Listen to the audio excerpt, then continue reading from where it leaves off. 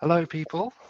How we doing? So, humbling loss. Now we have to bounce back. So, we've got, we're gonna have CK come through soon. But for the minute, it's just me, George, Willow, and our guest today, Pete. So, Pete's over at the Loaded Mag. He's a Newcastle fan.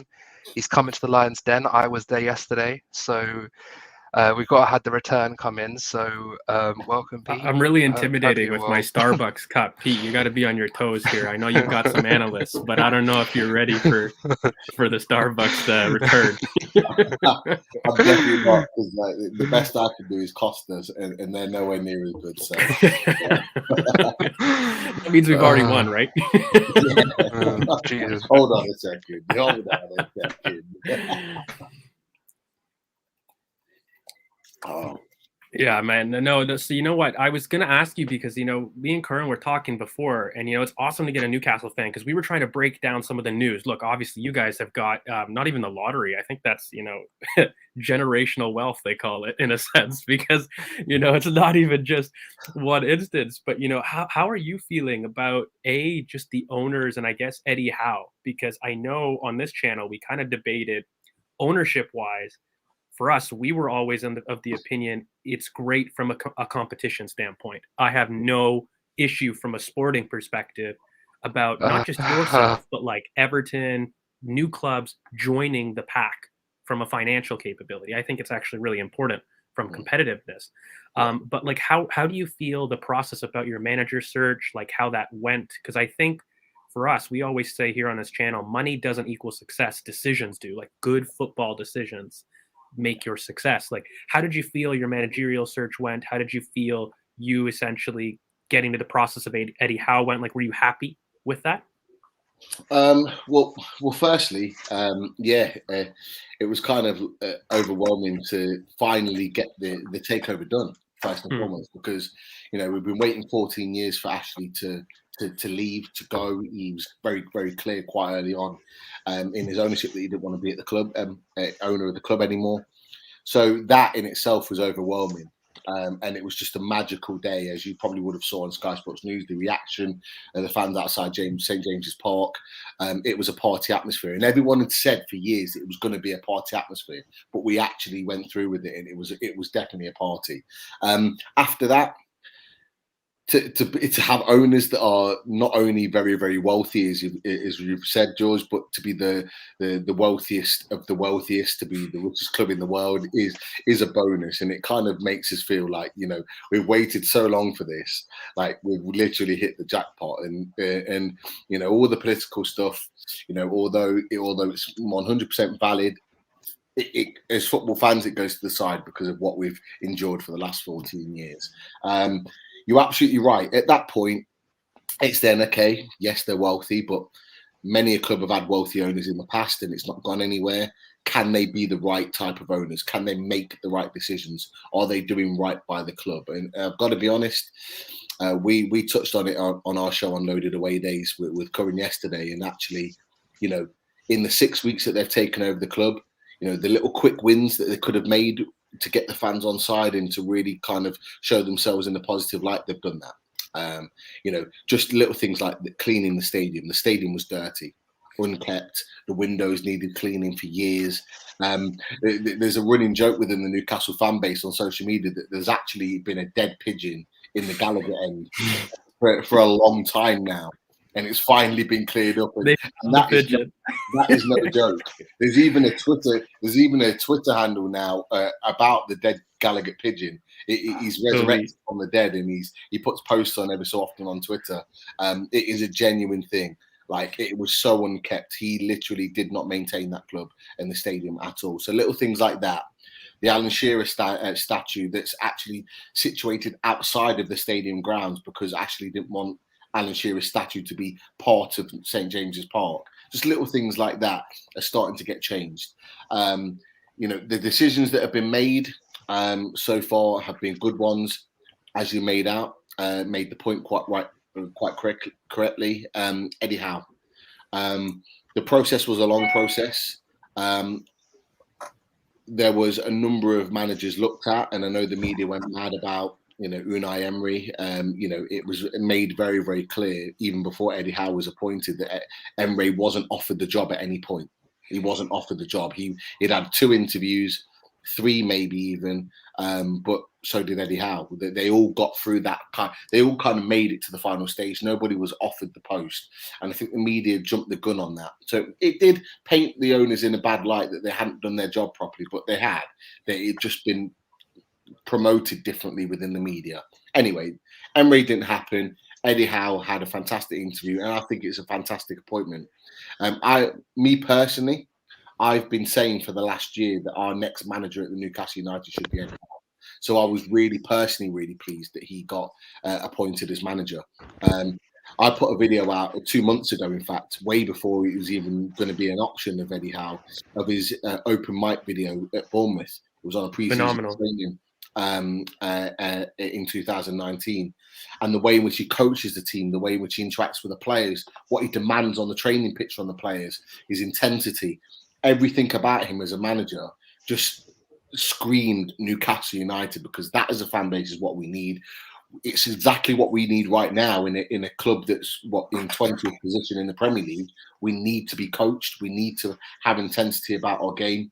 And he certainly brought that to the table in the last 2 weeks, 3 weeks even though he's not been here the last week. The last 2 weeks, or the first 2 weeks of his managerial career at Newcastle, has been very, very good. And it certainly looked like he'd made an impression, because the style of football that we played with against Brentford, albeit we didn't win, was so different to what we've seen over the last 5, 6, 7 years. And that's why, even though we didn't win the game, we were so positive and enthusiastic about what we see on Newcastle United is going forward. Yeah, mate. Like, I think when I'm really looking at kind of the managerial appointments for me, I think the media and just we as fans always like to put this illusion that somebody is stupid, or that, we want to paint something in a light where these elite players, elite athletes, even players, we do this, and like, that man is rubbish, he's horrible. And I'm like, you do know that he's reached an echelon of sport that is like top 5% ever, even if he's crap and he's, in a relegation side, or even if he's in the championship. Like, this is crazy to me. So this whole idea that, Newcastle were sputtering around about candidates and interviewing people, for me, was just hogwash. Because for me, the biggest thing is I want to look at what is the owner's philosophy for how you want to play. Because I've been a big proponent, even on this channel, of saying, for me, an ethos of a club is very important about how you want to play. And so, like, how I mean by that is, I think, as well as us, recruiting Unai Emery never made sense from us from an ethos standpoint. Arsenal were never somebody that was a counter-attacking underdog team that would sit in. It didn't make sense philosophy-wise. And then, when I look at some of the other clubs, you can see which managerial appointments may make sense and bring success. I think United should be very excited about Rangnick. I think it's going to be a very tough transition in the short term, but long term, that philosophy is with their ethos. When I look at Newcastle being, I don't have a baby face, but I'm a little bit older. My favorite stuff about Newcastle was flair and attack, and their ability to really have breathtaking counters. And for me, the best thing was you always had an excellent striker. And it wasn't just the flair, but it was this idea that you could compete in transition. And so I always looked for managers that would be in that ethos. But in order to kind of have the modern game, you need possession. You need a build-up type of manager if you want success at the top of the table. And I think Eddie brings a very interesting plan B type of manager in an aspect with that, where I don't think he's going to be the elite person that you're going to win major honors with, but he's going to clean you guys up and basically prepare you for the next person to take you up that level. And you really need that. Any club going through, I think, a transition needs that, frog to find your prince, so to speak. I mean, you need that in life, and, someone to teach you what you do right, and for me, I was interested with, the Eddie Howe appointment. I did kind of want to see personally, Graham Potter, you guys offer tons of money in that sense, but also Marcelo Gallardo is one who we love on this channel as a potential foreign manager that's done really well abroad, that had a contract up that could be a very interesting appointment. But same logic, where it's like a possession-based team that's looking to have great counterattacks, which he showed with Bournemouth, and I think it's going to be a very interesting appointment for you guys long term. I hope that the board backs him in terms of his philosophy, because I think, like you said, you have a different way of playing, and that's going to provide a little bit of bumps at times. But I do think if your players can get it, I don't suspect that you guys will be relegated, but I think his tenure will be looked at really favorably about where he took you in terms of how tough it was previously, let's put it, and to this new era. He'll be a great transition bridge for you guys and basically give you guys also answers about where you want to be. I think that's really important too in transition managers, when you call them, where they not only can fix what was bleeding, so to speak, but maybe what they can't offer tells you a lot about what the club needs to go and do, in a sense. Like, it gives you a lot of data points about what you need. And I've always said, I think Newcastle have a very strong fundamental spine. When you look through and you've got Callum Wilson for me, Alan St. Maximin, like, you guys have some serious attacking talent that for me never worries about relegation fears. Like, for me, I think it's very easy to coach a defensive block. It really is, and that's easy to do. But what's hard is to score goals, Yeah. And so for me, as long as you've got that power, you've got like an ace up your sleeve in a sense. And I think, Eddie Howe is going to be really, really important. I think you've got great goalkeepers too, shot stopping wise. I think Darlow's excellent. And for me, I just wonder what his next step is going to be. So I would imagine, knowing him, he would want to recruit a little bit more build up in the back and, a couple more fullbacks and update the defense a little bit, but add something in midfield as well to help you guys out. But again, it's going to be really interesting to see how he builds, because, I've seen a lot of managers. There's tons of churn in here. But, I think from Mikel Arteta's standpoint, we've built from the back. And while a lot of people from the outside think it's a little bit odd, because a lot of managers have built from the front, it is a little bit of a different philosophy. I really wonder where, Eddie is going to do it, because in all honesty, you don't need to build from the top. You've got a great top to begin with, right? Yeah, it's going to be very, very interesting. I mean, you're absolutely right. We've always been under Mike Ashley very lopsided. So under Rafa Benitez, we were very strong defensively, but we didn't have anything in attack, and that was because of the way in which he set us up. We had Hosselu, we had Dwight Gale. We wanted a better striker. We finally got Rondon in, but only on loan, and then he had to go back. We never really had that main man that could really finish the team to make us solid. Now, in the Bruce era, we're really strong up front with St. Maximin, Wilson, Fraser, Almiron, now Joe Willock, I'm sure we'll talk about as well. But we're now weak at the back. Those players that were very good have either moved on or getting older. So we need to find that balance. And I think that's the key that Eddie Howe needs to find. Eddie Howe likes ball-playing centre-backs. None of our centre-backs, apart from Fabian Schär, are ball-playing centre-backs. And that proves a problem. So it's how he manages to make that work between now and January, because we've been already linked with the likes of Nathan Ake on loan, who is a ball-playing centre-back. He's not getting in at Man City at the moment. Tarkowski, who can play out from the back, but is a very solid defender. Connor Cody's been linked. We've been linked with one or two others as well. So you can see where he's going to really try and look to improve the squad. But it's going to be really, really interesting how he kind of knits this team together, and I believe that we stay up. I believe we stay up. But what we do between now and January will give us a lot more. And our December fixtures are difficult. After we play you boys on Saturday, we've got Norwich at home on Tuesday, and then Burnley at home the following Saturday. They're massive games. Huge. So if we can get something. I'm not saying we will, but if we can get something from this game to takes us into those other two, that could give us a real positive standpoint to really, really move forward. But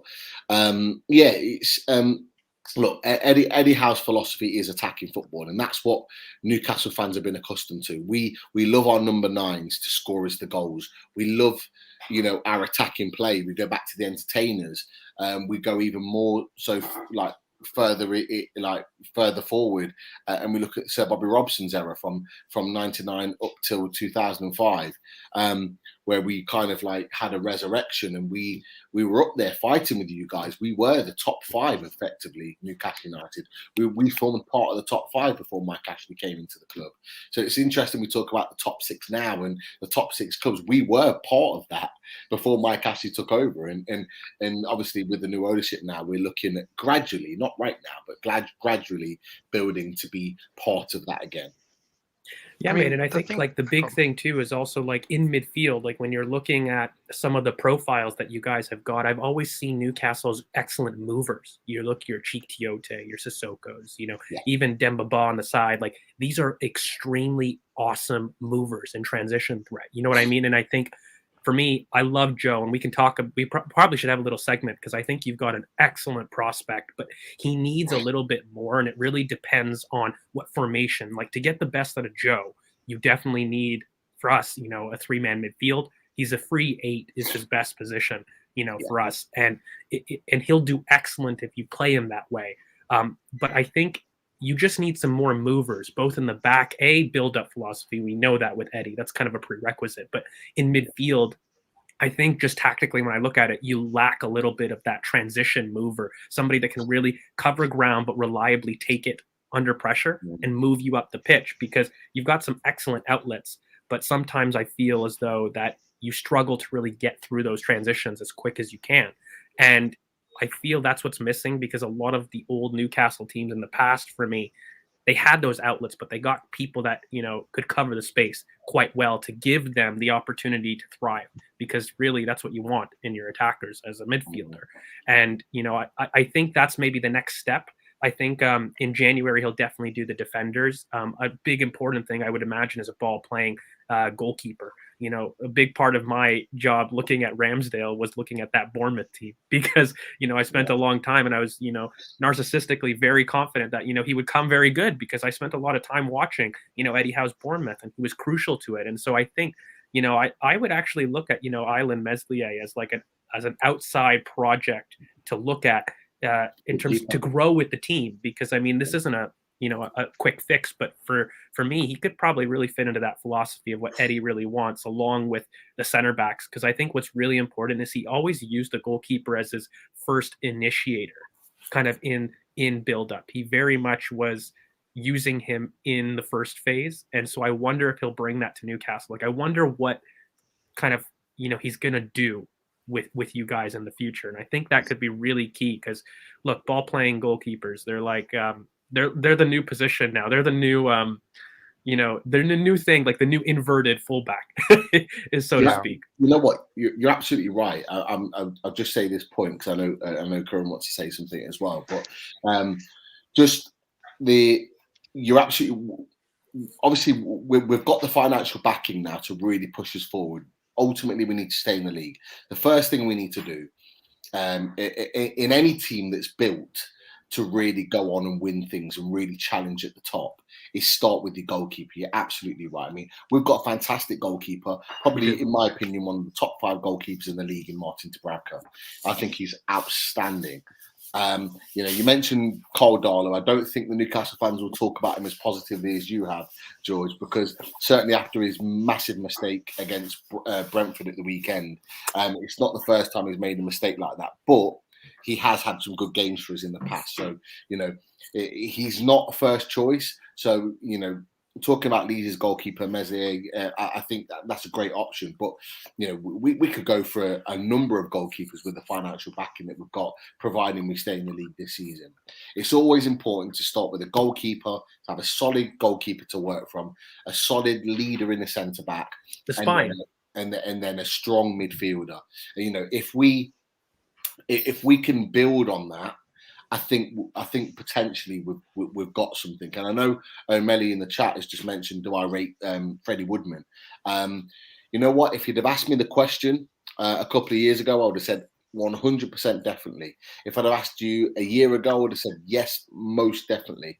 If I'd have asked you now if Woodman has a future at Newcastle and do I rate him, I think he's a good goalkeeper. Do I think he's a Premier League goalkeeper? Not yet.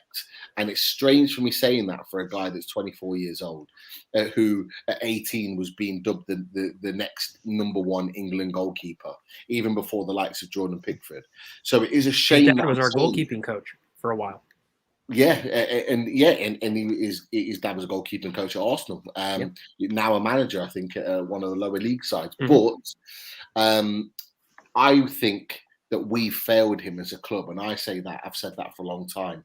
The way our loan system works, the way in which we've used him over the last 3 or 4 years, has really dented his development. I think he needs to leave Newcastle.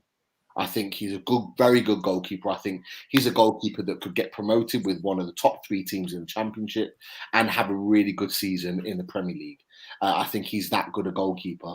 I think he's got the potential to be better. I do think he's got the potential to be an England goalkeeper, but I don't think we've developed him the way that at 24 years old, he's ready right now. I think he will develop into a good goalkeeper at another club. So that's just my opinion. That sometimes you hold on to players for too long for the sake of it. We've done that with Freddie Woodman. I think he does need to move on and be successful elsewhere, with maybe a view in a few years' time, if he has a fantastic run, of potentially coming back. But that was just kind of me on that. But I know, sorry, Corin, you had something you wanted to mention. No, because I've been listening because there's a couple of technical issues that I need to sort out, but I've been listening and I've been wanting to say a couple of things. First of all, I also said on your channel yesterday, the thing with me in this Newcastle team and the Newcastle club as a whole is, as I said to you yesterday, it's about reforming 3 things: the culture of the club, in terms of how it interacts with the community, how it interacts with the people surrounding the club and around the club. Second is how they affect the culture within the club, so i.e. refurbishing the training grounds, as you mentioned, the stadium, actually promoting an ethos around in the back, behind the scenes, clearing out any people that aren't sort of really looking at the long-term vision and agreeing with it, and or just sort of aren't good enough, basically. And the third is, I think, finally, is on the pitch. I don't think you'll go down, because I think you'll have a great January. I think, I said it before, I think Burnley go down, and it's difficult because that bottom half is just so congested at this moment in time. And Norwich have had a win now, so they're sort of maybe trying to figure out what to do under Dean Smith, and now you've got Eddie Howe, who, again, as you mentioned, against that Brentford game, they did look like there seemed some sort of seeds of revival there. But that bottom half is so tight. So what I wanted to ask you as well is, if not you, then who? Who is that guy? Or who's that team you're like, that's the team. That's the team we can get above? What, to stay in the league? Do you mean? Mm-hmm. Well, at the moment, we're looking at Leeds right now. Burnley and Norwich aside, who are the 2 teams above us currently, we're looking at Leeds because they're 4th on bottom. So when I think all Newcastle fans are watching that game against Tottenham on Sunday, we've kind of lost half of our nails by half time, because Leeds were winning at that point, and it looked like they were going to really sort of open up a gap between us, which we didn't want. But thankfully for us, but not for you guys, Tottenham turned it around and got the 3 points. But yeah, Leeds, I think Leeds, Watford, and Brentford are the 3 teams outside of Burnley and Norwich that I think we're looking at catching, possibly even Southampton. I think you're absolutely right, Corinne. I think you made a really good point. That it is very congested, although it doesn't look like it from our amount of points to the likes of Leeds, Brentford, Southampton, Watford. It doesn't look congested, but within that group outside of us, it is very congested. So it would only take, I say only take, we haven't won this season, but we need to. But it would take a small decent run, 3 or 4 games, 3 or 4 wins in a small amount of time. I'm not saying 3 or 4 wins on the bounce, but say 3 or 4 wins out of 6 or 7 games, I think would change the complexion of how we currently look in this league. And if we're able to, I'm not saying we are going to get anything from you guys tomorrow, but if we say we got a point from you guys and then we go away and beat Norwich at home and we go and beat Burnley away, Leicester aren't playing well at the moment. We go to Leicester on the 12th of December and we say we get a point there or maybe even win. We won there last season quite comfortably. That just changes the complexion of how we look, and we'd find ourselves out of the bottom three at that point. If we can go into January either within touching distance, and I say within 1 or 2 points of getting out of the relegation zone or even out of it, I fully believe that we will go on and have a great second half of the season for the reasons that you've said, Corinne, because we'll go on and sign players. And I'm not talking we'll sign world beaters. We're not going to be that, at least for a couple of years, where we're going to sign sort of like top players that maybe even the top six are looking at. We're not there yet. But we will sign players that are British-based, or players that are experienced in the Premier League that are significantly better than what we've already got, because we can still attract good players. The only reason good players didn't come to us before is because either Mike Ashley didn't want to sanction the deal or they didn't want to play under that ownership. We haven't got any of those problems anymore. And financially, we've got the money to be able to put down to entice those players to the club. And we've got a manager that wants to play attacking football. And if you've got a manager that wants to play attacking football, that wants to go out and attack, it's going to encourage those players to come to the club because they know that they're going to be able to show their best side of themselves. So it's going to be an interesting one. But for those reasons that you've said, I still believe that we're going to stay in the league this season. I think when you look at like relegation candidate people, fundamentally, I've always said most of them have a solid defense. Defense is never the issue. It's what is your thoughts on Raya, though? Raya being out for so many months is such a massive blow to them. It's huge to Brentford. It's huge to Brentford. Like I was going to go off Pete's point, where if you actually look at the table, guys, from 8th in terms of 17 points down to 16th, that's 4 points because it's 13. The difference between 8th and 16th is 4 points at this moment in time. And when you look at the Christmas schedule, a lot of teams, for me, the season I bookmark pre-Christmas in terms of how is the league shaping. I don't even think it's formed, but how is it shaping? And then post-Christmas, things look drastically different. And you can't really have a feeling until February or March before you can start predicting both at the top end of the table, but also the bottom end where points can be had. Because we've seen a 9-point swing happen in this league before, both at the top and at the bottom of the table. So for me, it makes no sense to count teams out, but I always look at the attacking potential of relegation candidates, I call in quotes. And for me, those with the highest attacking potential or those to score goals, typically over the courses of the last couple Premier League seasons, but also just in general, they survive. Because, goals will win you games. I think titles win you defenses, but goals will win you games. Last season for them. And Willett last season is a perfect example. Willett kept him up. Exactly. And I think with Callum Wilson, you guys have got a serious striker where, for me, I love him. I think he's one of the most underrated strikers in the league. I think you give that boy time and space, he'll score you goals. He'll get you out in terms of an outlet. And of course, he's not getting that tomorrow, though. Let's be real. We'll probably talk. I think that's actually a good transition. But I did want to get Pete. Like, what do you think is in your opinion, the best bleeding stem in Jan? Like, what do you want? I know we want like center backs and whatnot, but do you have ideas about what you want to see in January, just to kind of stem the bleeding? And give the quickest fix internally. Like what do you think you'll do? What in terms of actual players? Players or even profiles. If maybe you don't know a name that you'd really want, like what do you see them doing in January? Well, first and foremost, I expect to see before January a director of football come in. I know we've been linked with Emanalo, who was at Chelsea and revamped their academy setup. We see like 50 players from Chelsea on loan every year, but what that does is really heavily develop their academy system.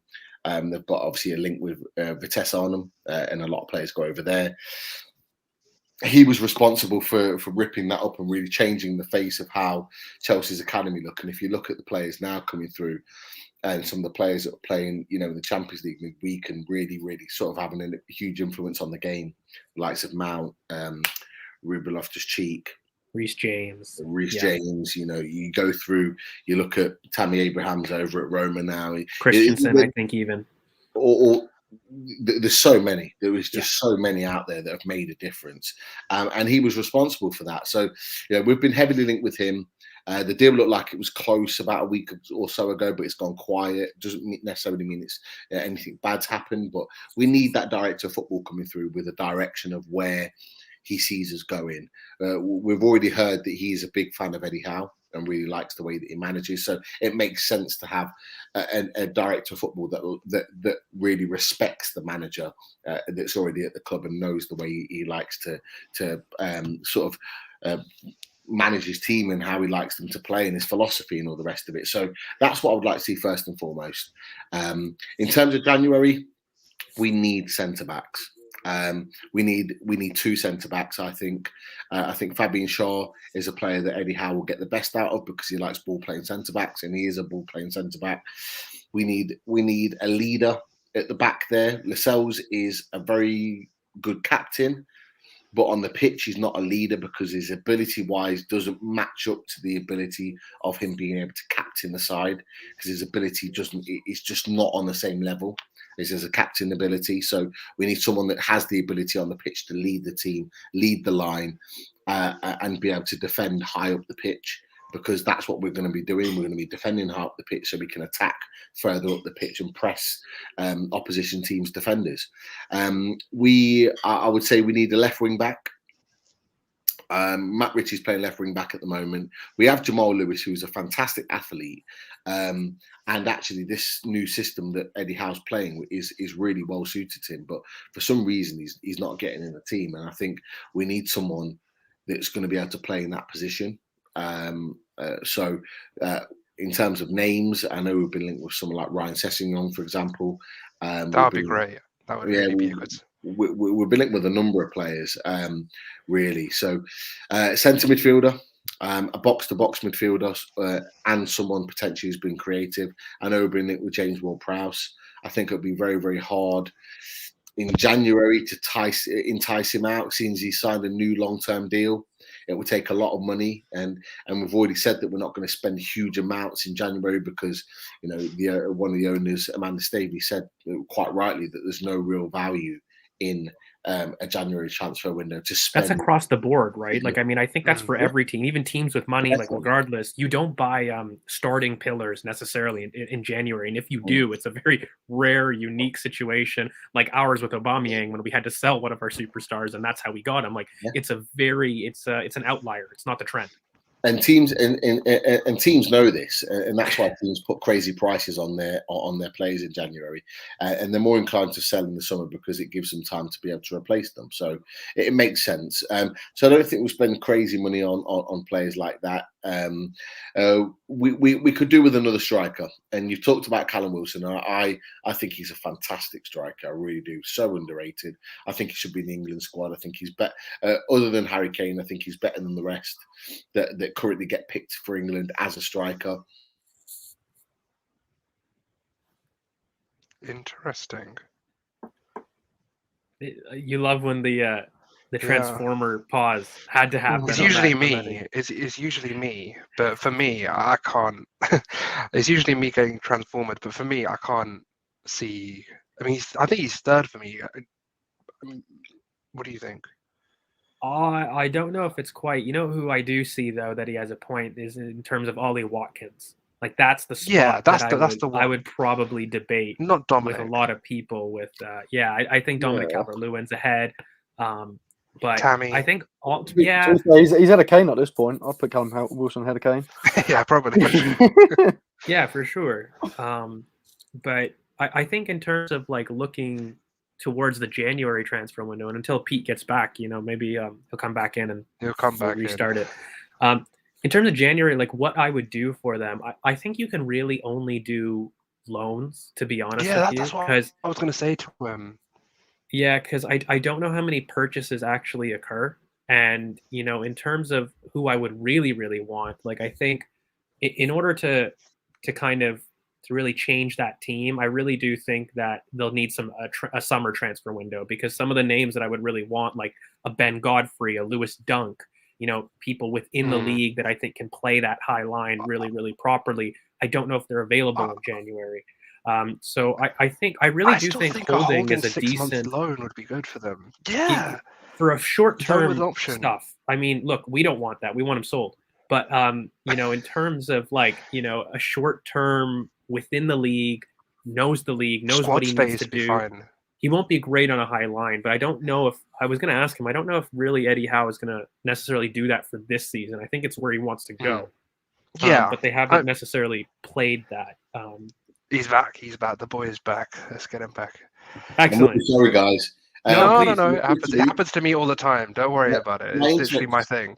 The internet, I think it must be the area. It's just shut off. So my laptop went off, my phone went off, everything just went down, and now all of a sudden it's back again. So I have no idea what happened there.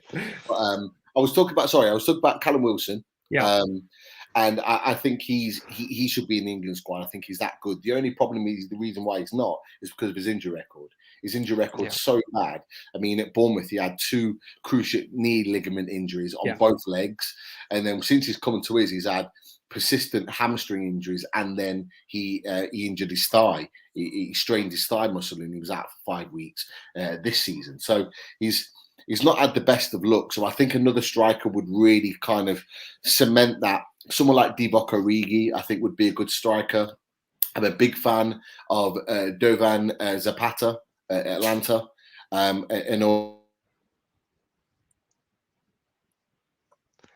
We're so close. He was so close to finishing as well. I feel bad for him, but and the opportunity to come to the Premier League, I think, would be. Did you hear what I said? Sorry, did I go? Not really. Zapata. What was after Zapata? Did you have another name? Yeah. No, I said Duvan Zapata because I think although Atlanta are doing well in Serie A and doing well in Europe, I think that the lure of coming to the Premier League to a team that could build and be something big, I think could be a pull for us. But certainly sort of like Origi on loan because he's just not playing at Liverpool now. I actually think he's a really good striker. But someone like that coming in to play alongside Wilson, or to replace him if he was injured, would mean that we're still secure in winning games. Yeah, so I mean, like we were just talking with the lads, like, when you were out, the biggest thing in January, though, is are there going to be permanent signings in a sense available? Like, I wonder how many actual pillars you'll be able to get. I think it's going to be a lot of loan situation on some top 6 teams that aren't giving players minutes. So in a sense, like I know one of the comments did say Holding, and, I think from a short-term solution, it could work. I would never buy him as your starting pillar. But if you wanted like a quick loan that could work, like an Ake Holding could give you a feasible playing out from the back type of area with Lascelles kind of in the middle, like we were linked with him. We were last year too. 24 hours finding him, but because of what happened in the I think it was either preseason friendly. I think he played in the Community Shield for you guys. He did, and because of that, he had a really good game. I think he was close to being man of the match, and Arteta said we'll keep him. So that's why that didn't materialise. Do we go back for him? I don't know. I don't know whether we'll go back for him, just because I think whoever's director of football, and because it's now a new ownership, I don't know whether they'll look further afield. It's not to say that Holding's not a good player. I think he improves. Well, to beat relegation, you want an attack. Like, again, I've always felt like, you need goals. Like, you need output. And so, if anything, you need a midfielder. I felt for the long term, I'm a big fan of domestic recruitment just to solidify in your first summer. Not that foreign players don't work. But for me, the quickest adaptation would be I would almost target the teams within the league that are at like a bottom 10 that are excellent quality. So like if you wanted another wing back, I think Dwight McNeil from Burnley would be a phenomenal pickup. And then, you've got maybe a Lewis Dunk, in my opinion, for that left center back role would be phenomenal. Like you start poaching the best talents that are within the bottom 10 within the league that would give you stuff like John McGinn. If you want to get the best out of Joe Willock and you want to play a 3-man midfield in the future, not necessarily this 3 at the back always, but you want to move there, a balancer like John McGinn next to Joe Willock would be elite. And then you need maybe a defensive midfielder that you really trust. in there that you would have to recruit. But like stuff like that for me is kind of the moves I would maybe want if I was a Newcastle fan in the summer for you guys in terms of recruitment and from a recruitment standpoint. I think we have James Tarkowski heavily linked with us because his contract's out at Burnley in the summer, which would be a phenomenal pickup. Yeah, and he's a terrific. I mean, look, I mentioned it last night. 2 years ago, he was close to moving to Leicester for 45 million, and that deal didn't materialise because Leicester didn't want to pay a significant fee after they just sold Harry Maguire. So it was kind of like, he didn't move, but it wasn't because he wasn't good enough. It was just because they didn't want to pay the money. Now, he's a terrific signing. In England international, he would be a great signing for us that would instantly come in. And there's talk that he actually wants to leave Burnley and wants to come to us in January. So that's looking like a deal that could potentially materialise because it's the only way that Burnley could actually get some money back from him. We might pay over the odds for a player that's only got 6 months left on his contract, but he is the type of player we would come in. I completely agree with you with the likes of Dwight McNeil, whether they'd like to let Tarkowski and McNeil go in the same transfer window. Not Jan. Yeah, he would be a summer pursuit. But the summer for sure. Dunk definitely in the summer. I've rated that guy since he came into the Premier League. We watched him and we played against him in the Championship, and even then he was a terrific player. So, and we were actually close to signing him before Brighton signed him. So, definitely that type of player that can play in England and play in the Premier League and have got that experience are the type of players that would take us from fighting relegation up to mid-table, because that's where we want to. We're not saying that next season we're going to be fighting for Europe top 6. None of the fan base is saying that. If you ever hear that, it's from the media. Newcastle fans want to build. Newcastle fans, if we next season bought players like that got us pushing top 10, we finished 10th, 9th, or 11th, for example, and we were comfortable in the league, we'd take that. Because more so than anything about finishing the Mike Ashley era is the worry of us ever having to fight for 40 points again. Is worrying where we're going to get our 40 points from. That's what sustainability. We want to get rid of more than anything. Is worrying about where we're going to get those 40 points from. So if we can be finishing in the 11th, 10th, maybe even 9th, if we're lucky enough next season, if we stay in the Premier League, for us, that would be seen as progression, and we'd be really happy with that. Yeah, like I said, I think if you were to get Tarkowski, it would be an excellent pick. Boubacar Kamara, last year of his contract, would be a phenomenal project DM to sign at least on a pre-contract for the summer. But then I think for me, like you can sprinkle foreign talent, but as long as you surround it with a lot of domestic recruits. So for me, I doubt that you want the long-term 3 at the back. Like I think you're going to go to a 4 at the back team, right? And the big thing would be probably getting a left back that allows you, but then the center backs that can. And for me, you surround it with Lewis Dunk. Tarkowski could be an extra recruit, but one of my best or my favorite guys is Ben Godfrey. I really like, and I think a Ben Godfrey Lewis Dunk center back partnership could be very, very interesting for you guys. And then if you surround that with maybe a John McGinn and you've got a Boubacar Kamara on a free, like you've just addressed the straight spine of that team. You Stop added Dwight giving McNeil. my guy to Newcastle. Who? No, but like Stop I mean, doing your guy. Kamara, like he knows. Oh, he's his favorite. He knows this. He's doing it on purpose. Stop giving my guy away. Corey, seriously, we were hours away. I know. For signing him from Marseille. Now, the only reason we didn't sign him is because I think they wanted something like 14 million. We were only willing to pay 12 or 11 or 12 million. Now it was 11, I think. Literally, so George knows this. That's my guy. I've been. Look, guys, like I do that window because I think that window is probably 120 million, maybe 150 if you're really being ridiculous. That window on its own, and I think you have the capability for it. And I think they're all attainable. Like I hate saying it, but they're the superstar of the B-list clubs. And I feel that's the recruitment that you should be really targeting for your first 2 seasons as you look to reestablish dominance in the league. And I think that's the best recruitment method, like poach the best talents within the league that can get you there. But yeah, we'll see. I mean, I think Jan, again, maybe to tie it back, because we have to get in the game. It's almost been 45 minutes. We haven't quite gotten exactly. to the game. I haven't got into the game. But Same thing happened last night. Literally, same thing happened last night. Yeah, I agree. It's just fun to project, say, you know, because you guys have got like the lottery. Like I said, it's not even lottery; it's generational wealth. That's what it is, and it's like, you know what, the possibilities open, and I hate the Twitter, because for me, I think if you had my window, people would hate it, but I think it's exactly what you need. You know, recruiting the B list isn't flashy, but you know, it gets you to a place that you can afford those superstars when you then march up the table. And I think it's a young enough squad that you have a lot of pieces, man. Like when you have an attack like that, it's so easy to build. You just need a proper spine, and that's cheap. That's not expensive. Now, one thing I will say, just before we move on to the fixtures, you talked about Boubacar Kamara, who I think is a tremendous player, and I've watched him a lot. My brother's been a PSG fan for 30 plus years. He's a season ticket holder. He goes there every week from England. And obviously he hates Marseille, but I watch them closely because they're his rivals. And Boubacar Kamara has been a fantastic, fantastic talent. But I tell you what, you know who I take above him is his midfield partner, the ex-Arsenal player Guendouzi, because I tell you what, he has been tremendous. He has been tremendous at Marseille, and I've watched him play for the last year, and he's been so good. So yeah, I wouldn't mind taking Kamara in January and then Guendouzi, bringing him over in the summer potentially.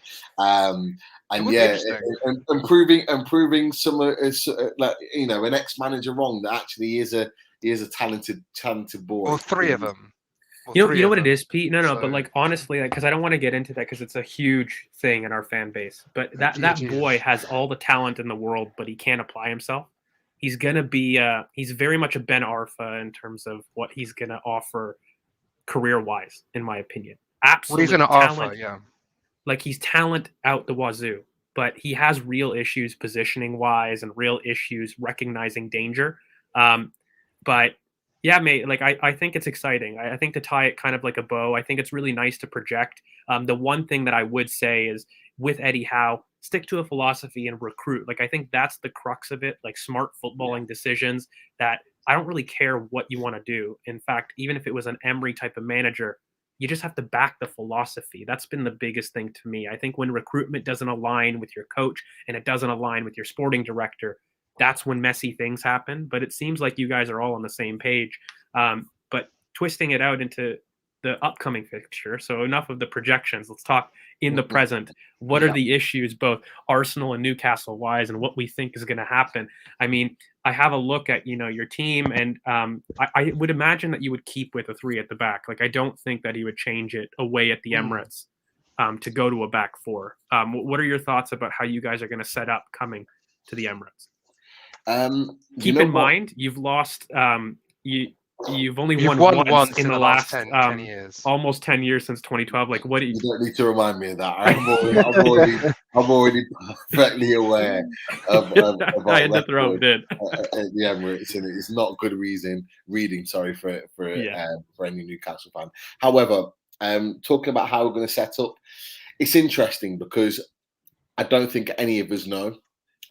What was really interesting last week against Brentford is that when we went 3-2 down with the own goal, he quickly switched it to 4 at the back, and we went more attacking with 4 at the back. We brought Ryan Fraser on. We went to traditional wingers with Ryan Fraser one side, Anderson Maximin the other, Callum Wilson and Joe Linton up top, and we looked still just as potent as a 4-4-2 as we did as a 3-4-3. So I actually have no idea. Now, the beauty of Eddie Howe is that he looks at every game differently depending on his opposition. And that's the great thing about him as a manager, is that he is very tactically driven on how to beat certain teams. So if you're asking me how he's going to set up, I think he will. I think he'll start with a 3-4-3. I think he'll start with a 3-4-3. I think he'll keep it close before, if potentially it is a close game, to move on into that 4-4-2. Yeah, and they'll look at the game and they'll see how it pans out. But I see him transitioning into a 4-4-2, or he could switch it the other way around. He could start with a 4-4-2, stay solid as a unit, try and keep everything tight, and then open it up as a 3-4-3, depending on how the game's going, and maybe go for it. But I think he'll start with a 3-4-3. I don't think there's too much he will change about the team. Interestingly, if there was anywhere he's going to change, is the goalkeeper. So I think Dubravka will come back in after the howlers that Darlow gave away at the weekend. I think Kieran Clark had a really poor game. I would like to see Fede Fernandez come in as part of that three, who's a proper defender and a leader as well. The only downside is he's not left-footed, so playing on that left side of the back line isn't his ideal position. But I would bring him in anyway because I think he would do significantly better than Clark. And then there's question marks because Joe Willock didn't have the best game, but he'd be coming and playing against his old club. So I do expect him to play again. John Joe Shelby was outstanding against Brentford. That's the best performance I've seen him play at the club.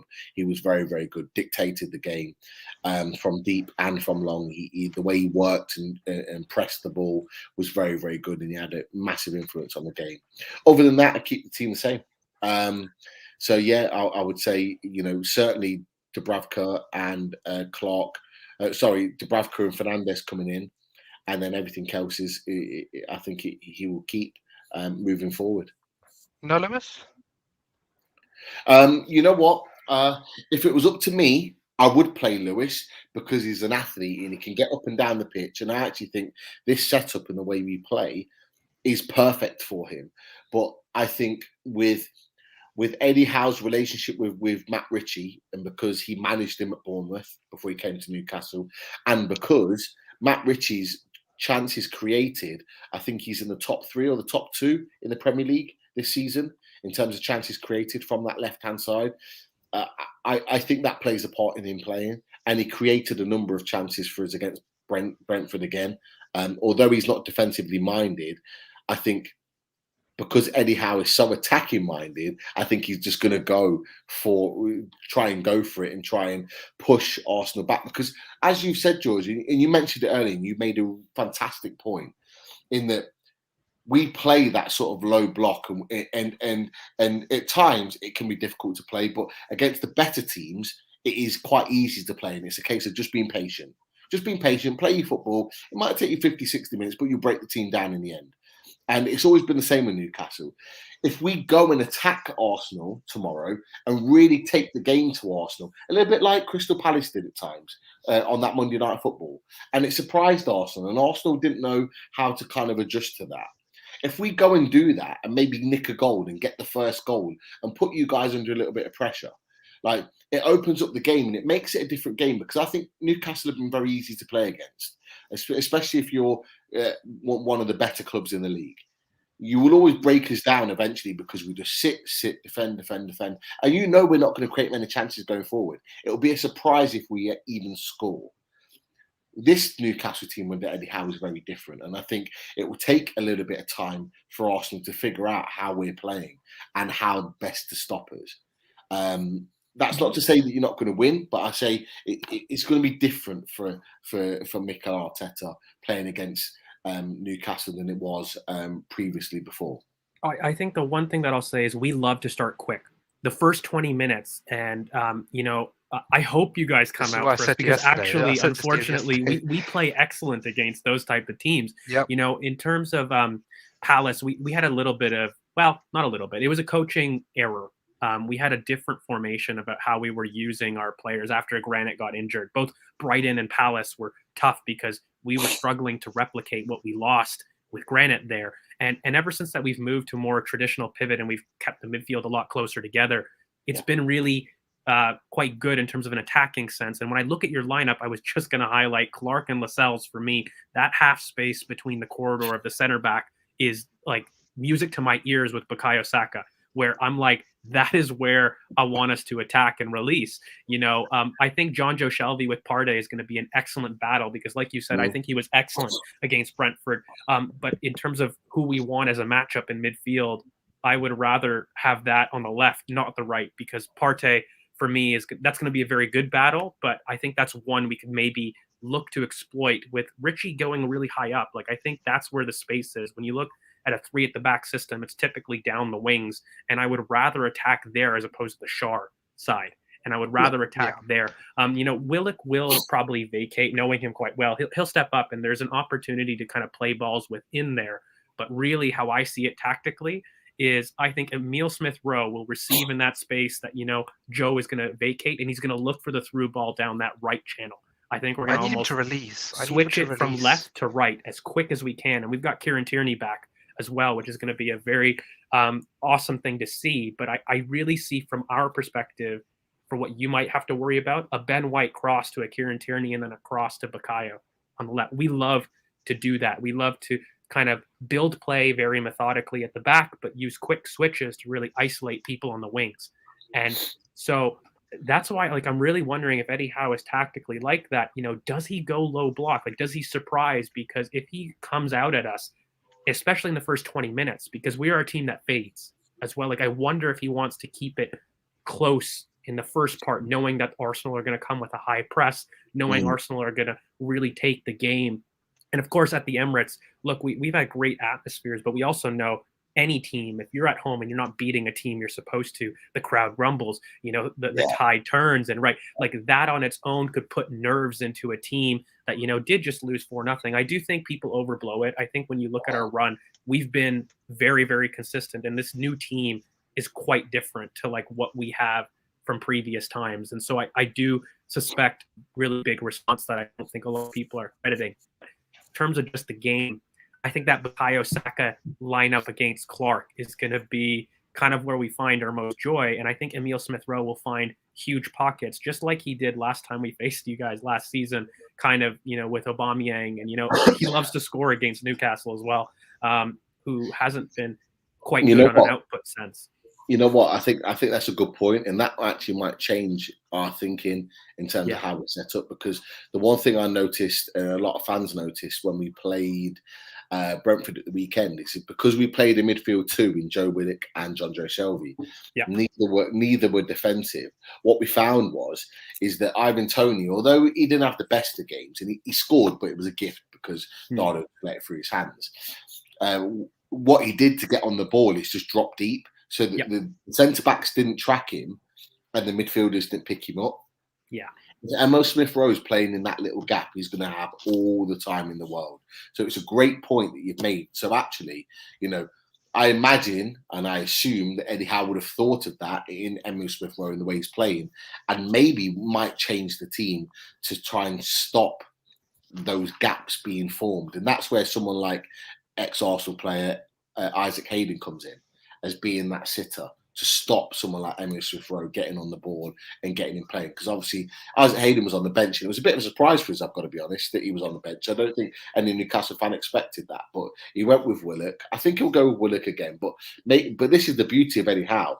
He might set up a team that none of us have got any idea of, but it'll be set up specifically to stop Arsenal playing and for us to exploit Arsenal when we've got the ball.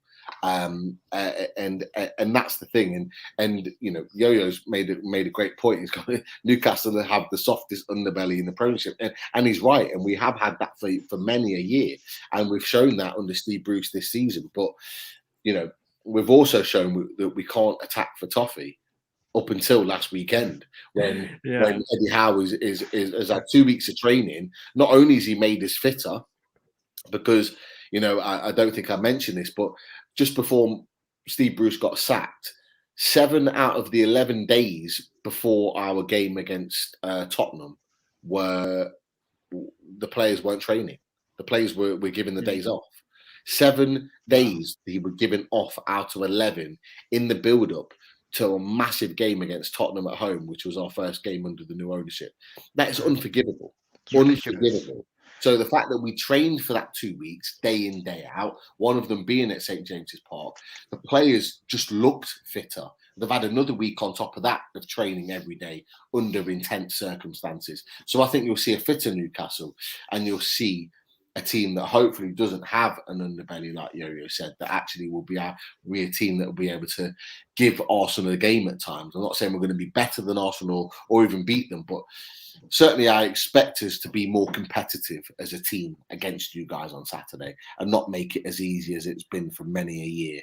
And that's why I honestly do suspect him to combat what I've said, to go 4-4-2 with an Isaac Hayden choice. I actually don't know if he chooses quite Joe Willock until later in the game, that if he is in to go in and stretch. Like, I see a typical 4-4-2. And, you know, one thing that is worth knowing, we're excellent on set pieces. We have the most goals from set pieces offensively in the league. And I know it's very ironic because that's not what you associate with Arsenal, but that is something to worry about, that I would say, you know, from an Arsenal fan, we're phenomenal on set pieces. And of course, look, defensively, we are not the same soft underbelly. In fact, if anything, we have trouble attacking. So Yeah, that's been the issue. And so we've swapped hats. Yeah, it's I ridiculous. didn't realise the stats were really low for you guys in terms of goal scoring and sort of chances created. And I know Corin touched on it last night as well, but most of your goals have been through set pieces. Yes, because we've really struggled with Granit Xhaka out to really exert the control that we really Is he back had. tomorrow? He won't be. He's not. No. So he'll be back for about Norwich. Yeah, he'll be back probably for Norwich. We're out for a couple of weeks. But like, again, the only thing I will say is Bukayo Saka has slowly played himself into form. The last couple of games have been really, really good performances from him. He's been our best attacker, and you know, he's had a really slow start to the season, as of a lot of the Euro lads. You know, like, we know this, there's always a hangover from big tournaments into the games. But I think at Leicester, Watford, you know, even Liverpool, we really struggled on the night, but you know, Bukayo was the one shining light that we could have in attack.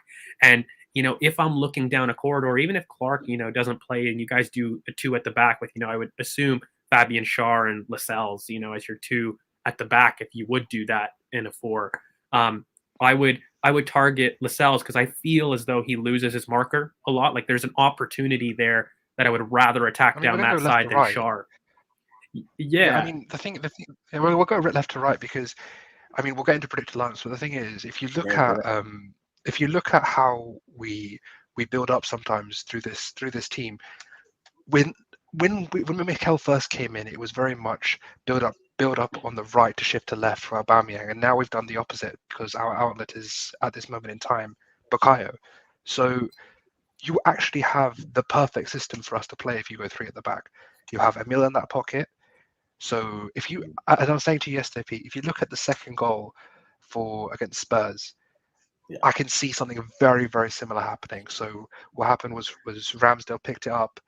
They actually pick up. Ramsdale got the ball, shifted it over, and then to Xhaka, who got it to Aubameyang, who flicks it on, and then Emil makes space behind. Burst into the space behind, and then the pullback for Aubameyang.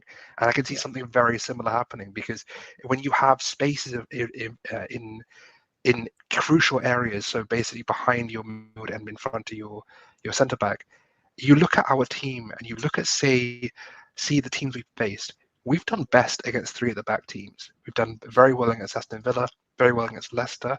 If you come in and play a three at the back, we have the outlets to exploit that fullback to wide centre back channel very well.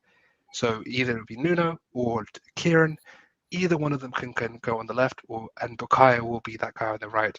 I was saying to you yesterday, Pete, about how he made Danny Rose look like an absolute fool as a left back when against Watford. And if you leave those spaces in between if your centre backs come too narrow, or your full backs go too high, the spaces available are insane in those channels. So for your sake, I'm pretty sure Eddie will.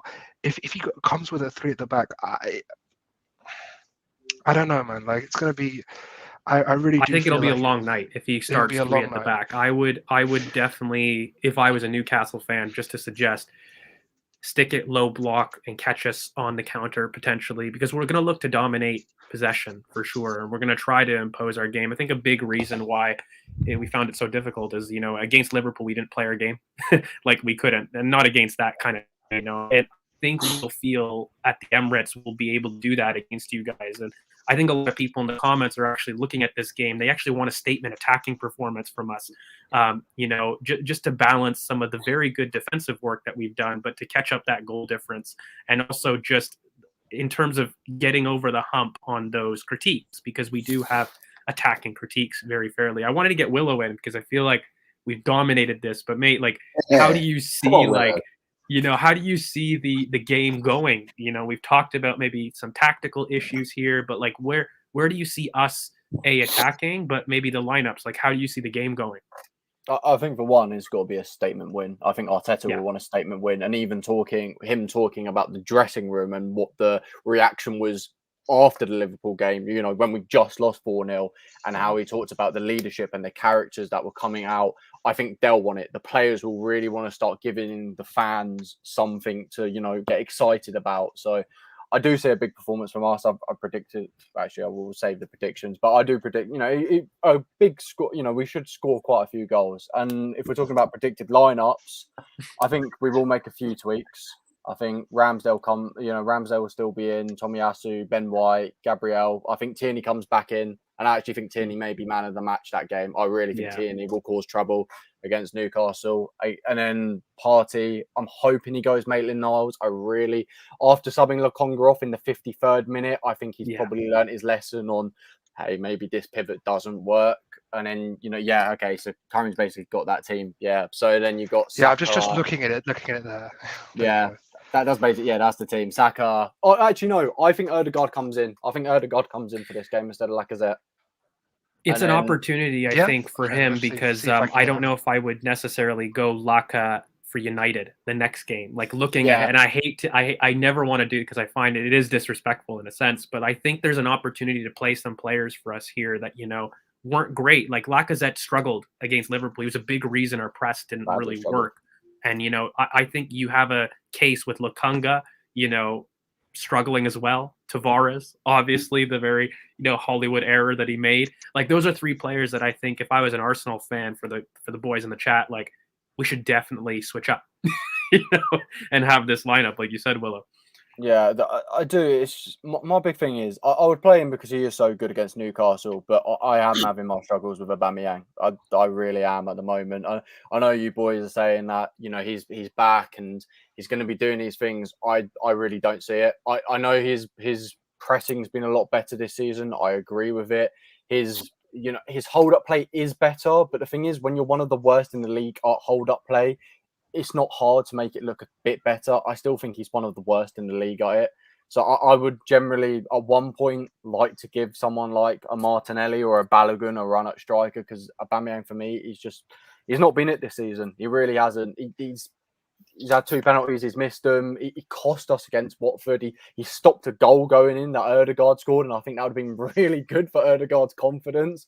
And you could see how pissed off Ødegaard was when he did stop that ball. So I think Newcastle, I probably would play Alba, but looking forward, I would start looking up the Martinellis and the Baloguns to come in.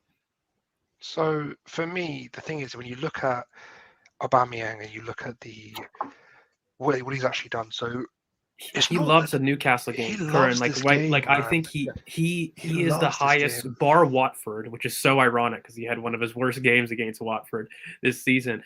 I think Newcastle is one of his favorite opponents in terms of. That's why I say I play him. That's why I play, because he scored in each of the last 4 he's played against Newcastle. Yeah. So of course I play him for that game, but looking further into the future, it's Balogun or Martinelli for me. I mean, that chance will come in AFCON because you're like George just said, Martinelli will start for against Spurs. That would be the game, isn't it? Spurs, you said. Spurs is when I said that Martinelli breaks into the season, and we're going to start to see a second half. Yeah. So, like for me, I think I think we'll start with Lacazette against City, and then eventually, I do agree with it. I do think it'll be a bit later in the season, but we'll see how it works out, because I do think my whole thing about, and this is the thing, I've been doing a lot of these striker threads about players that are in around Europe and how they look in terms of coming into Arsenal and things like this. And my issue with strikers right now is either they're all at the same age as someone like a Balogun or a Martinelli, or they're just very, very, very expensive, or they're just not as good as people make them out to be. And the thing is, if you look at Arsenal Football Club right now, the issue right now is not like the finishing. It's the fact that we're not creating enough easy chances that you're looking Good quality at. chances. I say Good this on quality Twitter chances. all the But time. the strikers come into it. This is the thing. I agree with you, boys. Okay, the finishing's not the problem. It's the creating. But look at some of the other top sides in the world. You look at Liverpool. Bobby Firmino is their kind of in and out striker. He's the one creating the chances. You look at a Man City, Gabriel Jesus. He's the one doing the How chances. often does Jesus play? What? This season? A lot. He's not played it. No, but the thing is, I'm not talking about this season. I'm talking about in general. Like our Jesus is done well this season. I'll give you that. But my point is the fact that if you're looking at City, their creativity does not come from Jesus. It comes from that midfield. That midfield is insane. You have to create. Well. You have to have. I think even Liverpool, to be honest, like Firmino is definitely a big issue. But it goes through Trent. It goes through the wide spaces. I would argue. But my point with that though is you've got to be able to be more than a finisher, and for me, Aubameyang isn't. Like I don't really. He's not a good passer. I don't really see him beat players with skill. Really, he doesn't really do it. I don't really know what he brings. It's a good debate because I kind of want to get. I want to get Pete on here because I want to paraphrase Willow and you correct me if I'm wrong, but it seems like I think we all have our subjective view about what kind of player we really like. And I think at striker, Arsenal right now have an opportunity to revamp that position. And so naturally we're going to question what type of striker we have. And I think a lot of people ironically would love a Callum Wilson upgraded type, maybe not him as a name, but his profile, somebody that's an outlet physical that can occupy center backs, that can drop deep to link play, but also run the channels, and is a quality finisher. Like Willow, that's the type of player you would like us to see recruit in the future, right? Yeah, pretty much.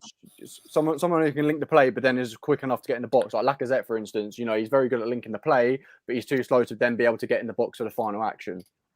Exactly. And I was wondering, I don't know, just to get what your thoughts, Pete, made, when you look at Arsenal and, what you've seen maybe this season, and if you had a blank slate, because we do seem to have a blank slate at the striker position, we're going to spend big there. That's probably what all the links say. I still disagree. Everyone knows on this channel, I think it's the last thing we need. I'd rather use it on the midfield. I'm very much an engine room kind of guy. But maybe just to play along a devil's advocate, because that's where the rumors and the gossip mill is going.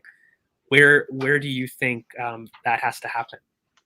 What for Arsenal, where they need? Yeah, what would you like to see? Maybe knowing what we've got, what the team has essentially. Where do you see us pursuing, or where would you like to pursue? Rather, maybe not what we would do, but what you would do with our squad. For the current Arsenal team, I would say you need another striker. I've talked about Durban Zapata for Newcastle, but I think he'd be a terrific striker for yourself. I really like Marcus Thuram at Mönchengladbach. I think he's a terrific striker, fast-paced, good eye for goal. He's not your top level striker that everyone would talk about. Yeah, we need to sign him. We need to sign him like Lautaro Martinez and players like that. But I think he would do just as good a job up front for Arsenal. I don't get this, and please enlighten me with this situation. But why is Saliba still on loan? He is a terrific centre back. And I would this. Newcastle. I think a lot of other teams, Arsenal would take him. But I don't get that. But I still think, regardless of that situation, and enlighten me in a second with regards to the Saliba situation, but I still think you're a centre back, at least a centre back light. I still think you need to strengthen that area. I still think you haven't got a leader in that area. If you haven't got a Saliba, I think someone like Koulibaly would be a great signing for you guys. Just go and spend big on a centre-back. Go and spend big on a leader, because you haven't got a leader right now. You've got players that are good, Gabriel, Ben White, good players, but they're not leaders. They're not a team.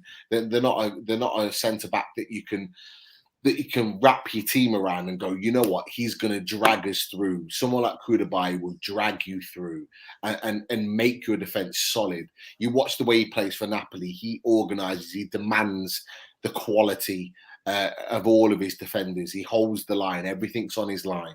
Everything's on his line. He moves defenders up. He moves them back. He controls the situation. He's a bully as well. And you need bullies in Premier League football. So I think a player like that would be a great signing for you guys. Saliba, I think, needs to come back in, because if you had a centre back four of Saliba, Ben White, Gabriel, and Koulibaly, that is a terrific centre back four. Like, let's get it right. That is a terrific centre back four with Ramsdale, who's getting better and better and better as a number one. You've got and forgive me, I can't pronounce his name, but your right back is tremendous. Tomiyasu, Tomiyasu, fantastic right back. You are building a nice defensive unit, which you haven't been able to say for the last number of years. So I think a real leader. He's 30, 31 years old, Koulibaly, a great centre back, bringing Saliba back into the fold, into the unit. Like I say, tell me about Saliba. What's the situation with him? As just so you know, a little bit of really funny background is I used to call myself Saliba season in terms of Twitter before I became known. Both of them did. Yeah. And so before did we knew Willis, each other as well. So we weren't matching, which was hilarious. But I mean, look, so the situation with him is he is extremely inexperienced, and I think the level of the job, what we wanted was to give him minutes, but we couldn't guarantee a under 23 center back partnership to lead us to top four. And I use this kind of argument where I love the boy's potential. I've said, and I agree still, he's a generational center back talent. He's phenomenal. He's very much in the plans at Arsenal. But the one thing I think as the manager of the club is there actually hasn't been an under 23 center back pairing that's got top four in the last 5 years from any top 5 leagues, except for RB Leipzig with Konate and Upamecano. It's the only example of a team that's been able to field a U23 partnership, because Gabriel's only 22 himself. And, Saliba would have been 20. And I think it would have been an extremely huge risk to start the season, but rely on that consistency from such a young paired center back to get top four, which is really what we need to take this project to the next level. I think it's ironic that because, if you ask all Arsenal fans, we actually think leadership kind of at the back in our defense is one of our strong points this season. 100%. I think we're the second best defensively sound team in the league. We have, I think, the most clean sheets in the league when you look at it. Or is Chelsea overdone that? Chelsea, I think Chelsea and City are both ahead. Because we were very close a couple of weeks. No, not City, because we definitely have more than City in terms of clean sheets. I don't know about that. Because we definitely, I'll check it. I think clean sheets we definitely do. We really got done by that 4 at Liverpool, but in terms of defensively in the league, I think we're definitely up there. And the big thing that we've looked at is either set striker or midfield, because we look at Saliba, there's got to be some off the pitch issues a little bit in terms of his agent, who is, we call him a little Mino Raiola, which is, if you like conspiracy theories, there could be some issues there. But honestly, mate, like how we see it, at least on this channel, I'll let Willow kind of respond, is I just don't know if he trusted a young center back that hasn't been in the league to lead us to top four. And we didn't have an opportunity, I think, in this season to just say, let's just run with these young center backs and take the ups and downs with it. Yeah. I think there was a level of win now aspect to this project, because it's been 2 years almost, right? Mikel Arteta came back, or came to us rather at the end of November of 2019, right? And we're now 2 years in. I don't know if we could take another season in the Europa League. And I think the push was to recruit somebody within the league that has done it, throughout the championship, that knows this type of football. And, Ben White's been immense for us. I think there have been a little bit of perception issues from abroad because, again, I think really our defense has been the strong point, and we have really just struggled in midfield and attack. And actually, it's backed up by our recruitment. We spent all on build-up players and really securing that defense. Like, that was really the purpose of this shotgun youth approach. Like, it wasn't even targeted at necessarily midfield and attack. We recruited a bunch of center backs, backup center mids, you know, a goalkeeper to fix that buildup, which has been great for us. But we just haven't really started that midfield rebuild. We haven't started that, you know, striker rebuild that we're definitely going to be looking towards. But I don't know, Willow May, like, what is your Saliba season impact? As I said, I'm exactly like you, George. I think generational centre back he will be. Like, he's a talent there. But I think it was also pressure this season of putting him in. Like, if we look at his background history of his mum passing away, and, you know, he's been through a lot of shit that's happened to him. Mm-hmm. But it's the pressure of it. And I read an article where it talked about he made a mistake in the Lazio game, what cost Marseille, and he was.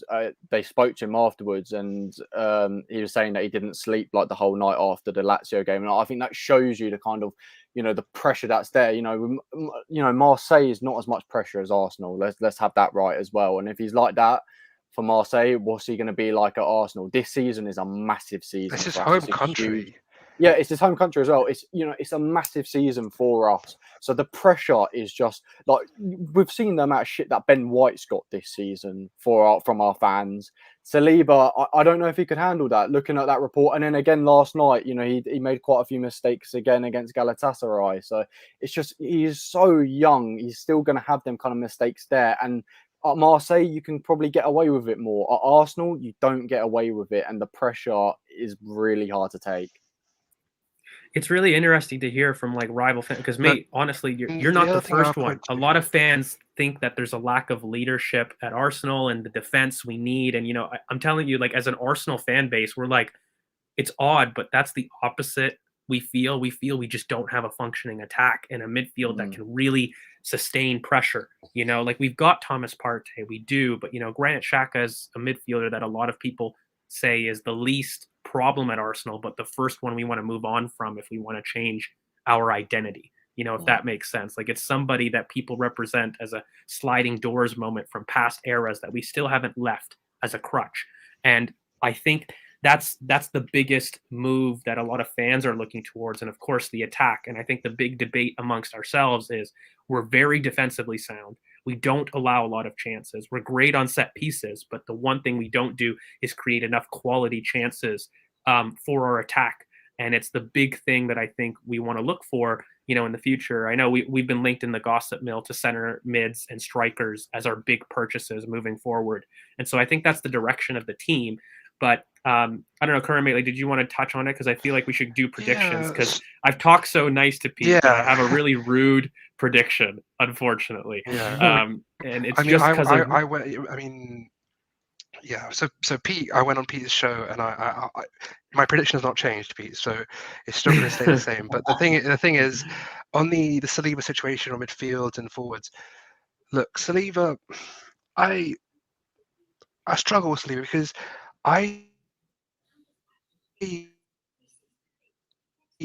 on one-on-one defending situations, on the ball he's great. He's playing in this crazy Sampaoli ball with sometimes they're like 3-3-3-1. It's mental. Like they're all, it's all over the place. And to be in that, we've got a little bit of Transformers, Curran. Me? Go again. Okay. No, okay. So what I was trying to say is at this moment in time, Marseille is a cauldron right now. As someone, I think Yo-Yo said it. They are a massive club in France, but the thing is, it's not just about them, like their club and stuff. Marseille has gone through a lot this season.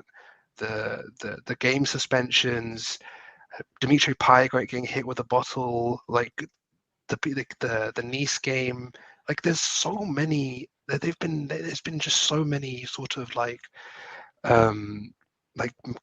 major moments in the season. It's been a very, very eventful season, and it's not even about can he be good enough for Arsenal. That's not the issue. The issue right now is we have, if you look at the past 2 years since he came in, right? You look at the culture of the club as well. I did not want him around the culture we had at this time. People were taking. I'm sure it's been. I'm sure you know about it, Pete. When we had, it Unai Emery, there was people making fun of the manager, there was this toxic culture, players were lazy, players just, there was issues with players off the field. The culture at the club was just not right, and I'm so glad he was not there for all of that. He's had his own issues himself, but I'm so glad that he's actually been away. He's still in contact with the club. We have our loan manager Ben Napper, who talks to him on a consistent basis. He's in constant contact with the club. He's in contact with the players. He said that he's not going to look. He said that he's coming back next season, and we will evaluate again in the summer, which is all you can ask for at this club. And if it's going to be a case of, look, sit down, look at the season, look how you performed, where can you improve? Let's talk about a new contract and let's move on from here, because now is the time to really come in. If I'm a young player, at the end of the season is when the time I want to come in.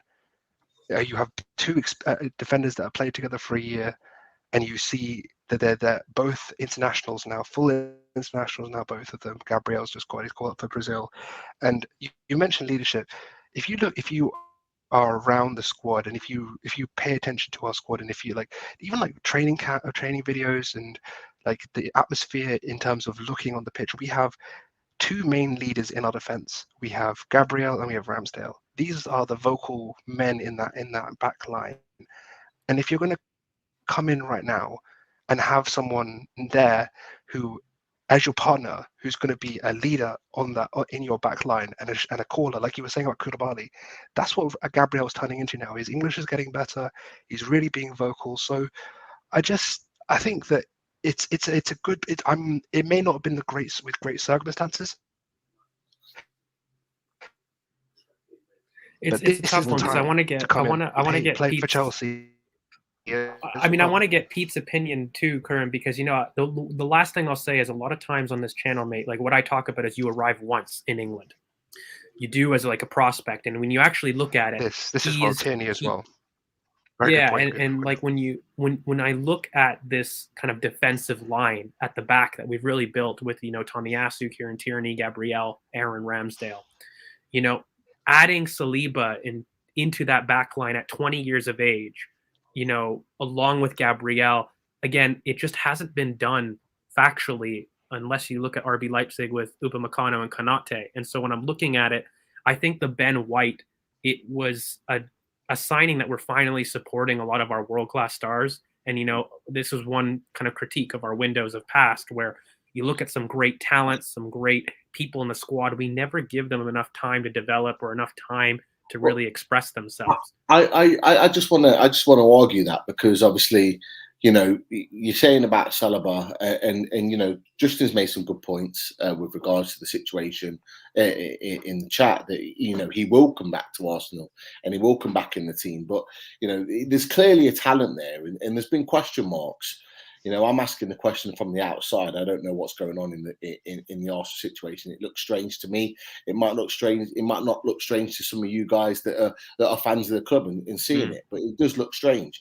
And it looks strange because he was hailed a massive, massive talent coming out of France, and didn't make it for whatever reason. He's barely played a game for you guys. But then you see Wesley Fofana come out of the same club and go to Leicester and perform at the level he's played at. And Wesley Fofana's a talented talent that came out of France and is performing very, very well at Leicester. And you ask the question, well, how can Wesley Fofana do that?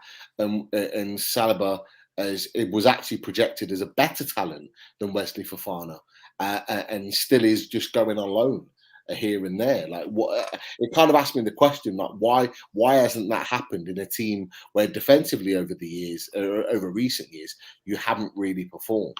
And that's kind of why I sort of asked the question, because there's a clear example there of a player that's just as talented as Saliba at a similar age, a very similar age, that's come out of France and performed at that level. And that's why I say maybe it's because they're looking at a very sort of another player that maybe needs a very experienced player. I was just going to say, who's his center back partner? Johnny Evans. Yeah. Very experienced or even Soyuncu, who at least has been in the league. They're not very different in age. I think Soyuncu, to be fair, is 24, 25. Someone quote me on that. I believe he's only a couple years older than Wesley. But I think the logic has been is like, what youngster do you choose to pair? Because we've had Gabriel for a couple of years, so he's accustomed to the league. I think that was the logic from a Ben White's perspective, where you get somebody that knows the league very well, and we can get him minutes because he's still only 20 years old. I think a lot of fans, I know we bought him so long ago, and that people are like, why isn't he in here?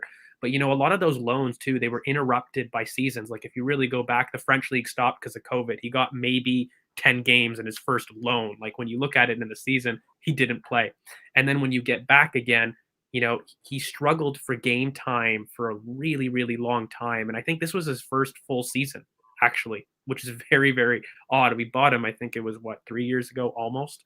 I think it's like 2 and a bit. But this is his first real season of experiencing a 38-game season since his breakout. And I think there's a lot of us that we don't really stress about it personally, at least on this channel, because we look at him as our player. We've bought Ben White to, again, under the logic that we don't want to bet as on a U23 partnership. Okay, thanks, Laura Gunnar. So Yentru's 25. That is essentially the point where I don't know if I've seen, again, a U23 center back partnership that is not even achieved top 4, but challenged. Like, I don't know, maybe you guys correct me. Like, has there been one in the Prem? Like, is there evidence for one achieving it? The other thing is, and I'm just going to say this as well, because I don't want to spend age on Saliba, but the one thing I will say is, look, that you don't win anything with just 2 centre backs and then a drop off to Holding and Murray. You need look at for example, Liverpool. You have Van Dijk, Matip, and Gomez, or you need 3 elite centre back to compete. You need 3 elite centre backs. So you need, for example, you look at City with Laporte, Stones, Diaz. You know what I mean? It goes on and on. You need a core of centre backs, and okay, cool. Like, it's the fact of the matter is just having 2 centre backs that are at that level that you can. Okay, I need you for this game. Because someone's got injured, and you could just put him there, and he will play at an elite level. That's what you need at a club. So, like, I liken Saliba's situation to Joe Gomez, because at the time Joe Gomez was coming in, it was who's a better one, Curran? Go on. Thibaut Courtois. And I said Thibaut Courtois earlier. Yeah, like, I think he is very, very similar when you're looking at why we've done what we've done, because as talented as he is, we've struggled too. Look, Pete, I think if we were in the top 4 consistently, Saliba is starting. We do actually make the jump from a talent. I think a lot of it is because we're balancing rebuilding the squad, but competing at the same token. Like, Mikel has time, but he doesn't. Like, in a sense, Yeah, he was getting sacked earlier on in the season. Exactly. Well, certainly the talk in the media and through a lot of the Arsenal fans, in that he was close to being out the door, but then he obviously put a number of good results together against teams that you would expect to beat, apart from sort of Tottenham, which is a derby game, and anything goes in a derby. I push back against that as well. Like, for example, Villa we lost to last season. Burnley we've done badly against. You know Leicester. what I mean? Leicester, like, teams. Those are teams. You know what we say on this channel, that you get top 4 not by your top 6 performance, as horrible as it is pride wise, and I'm gonna context that. But the issue with Arsenal, mate, has been we lost to Wolves last year. We lost to Burnley twice. Villa done the double over Burnley. Villa. Those are the teams that we haven't competed well against in the last 2 years, and that's where we've dropped points. And I think for us as Arsenal fans, when we look at that run, a lot of people are like, well, we want to see you against the best teams before you get excited. Meanwhile, for us, we're like, hey, guys, we're not competing for trophies. For me, Anfield away is the trophy barometer. That's when I would be with fans like, oh, let's see how good they are. For us, we're like, hey, we just need consistency outside the top 6. And then that top 4 spot is up for grabs. Look, famously on this channel, we predicted that. I'm very, very confident of it, to be honest with you. But everyone's got their debate in terms of what's happening. The one thing is, we did predict this Manchester United slide, so a lot of narcissist tendencies in us are like, we told you so. But we predicted it before Everton. Yeah, it's a tough situation, but I wanted to circle it back because we've been going almost for an hour and a half, and essentially, just to kind of tie a bow. Yeah, I wanted to go back to the prediction in the now, because we've talked a little bit Arsenal and a little bit Newcastle projections, but for the game, and I'll go to Pete, our guest here. What do you see happening in this game? Positive, Pete. In terms of, positive Pete. I mean, what do you see happening, mate? Because again, we're looking for a reaction. I'm sure Newcastle want a result to stead them well for their next 2 games, like you were saying. They'd ideally want to go into it with a good frame of mind. But are you confident, given the historical record and also the level of the squad at this moment? What do you feel the game's going to look like?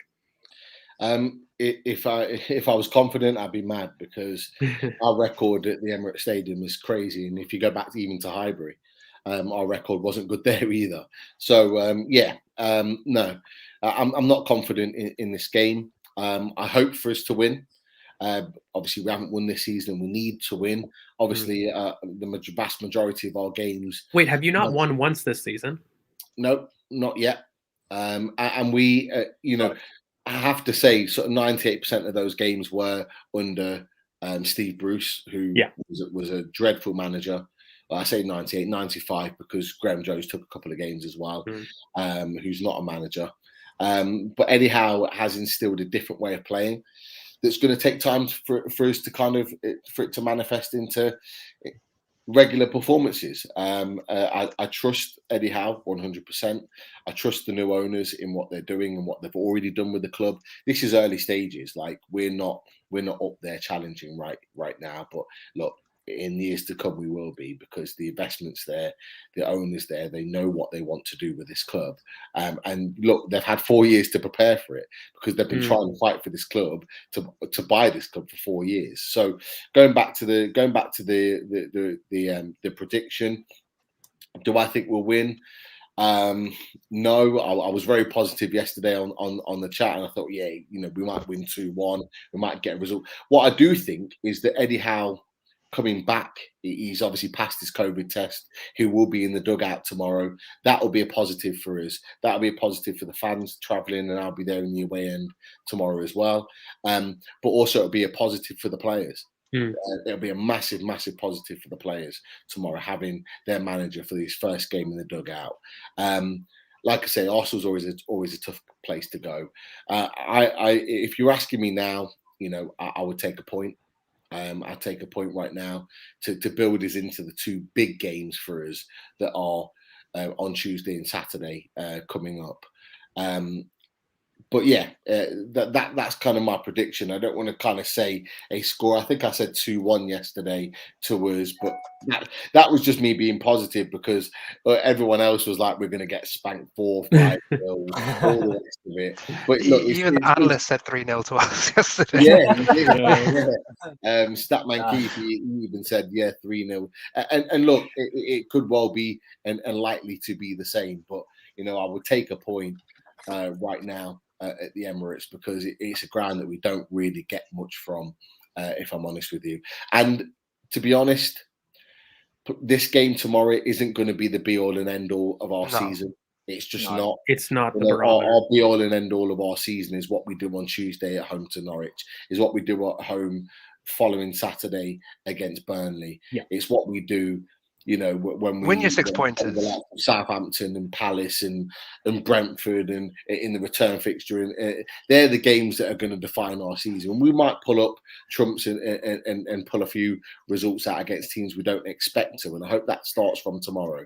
But it's not the be all and end all for our season. I'm so glad that you took that approach, because football, don't you love the narrative, guys? Because I feel Arsenal fans are saying the same thing about this game in terms of how we looked at our consistency, right? And we did get down 4-0 by Liverpool. I do kind of agree with your other esteemed panel. It's going to be a similar score line, but for you, like, your journey is very parallel to ours in this sense, where this next game tomorrow doesn't define your season. And in the same way we view the Anfield result as not defining ours, these are the games that we need to win, Arsenal and yourselves. You need to get your 6 pointers, as Curran said, against the relegation candidates.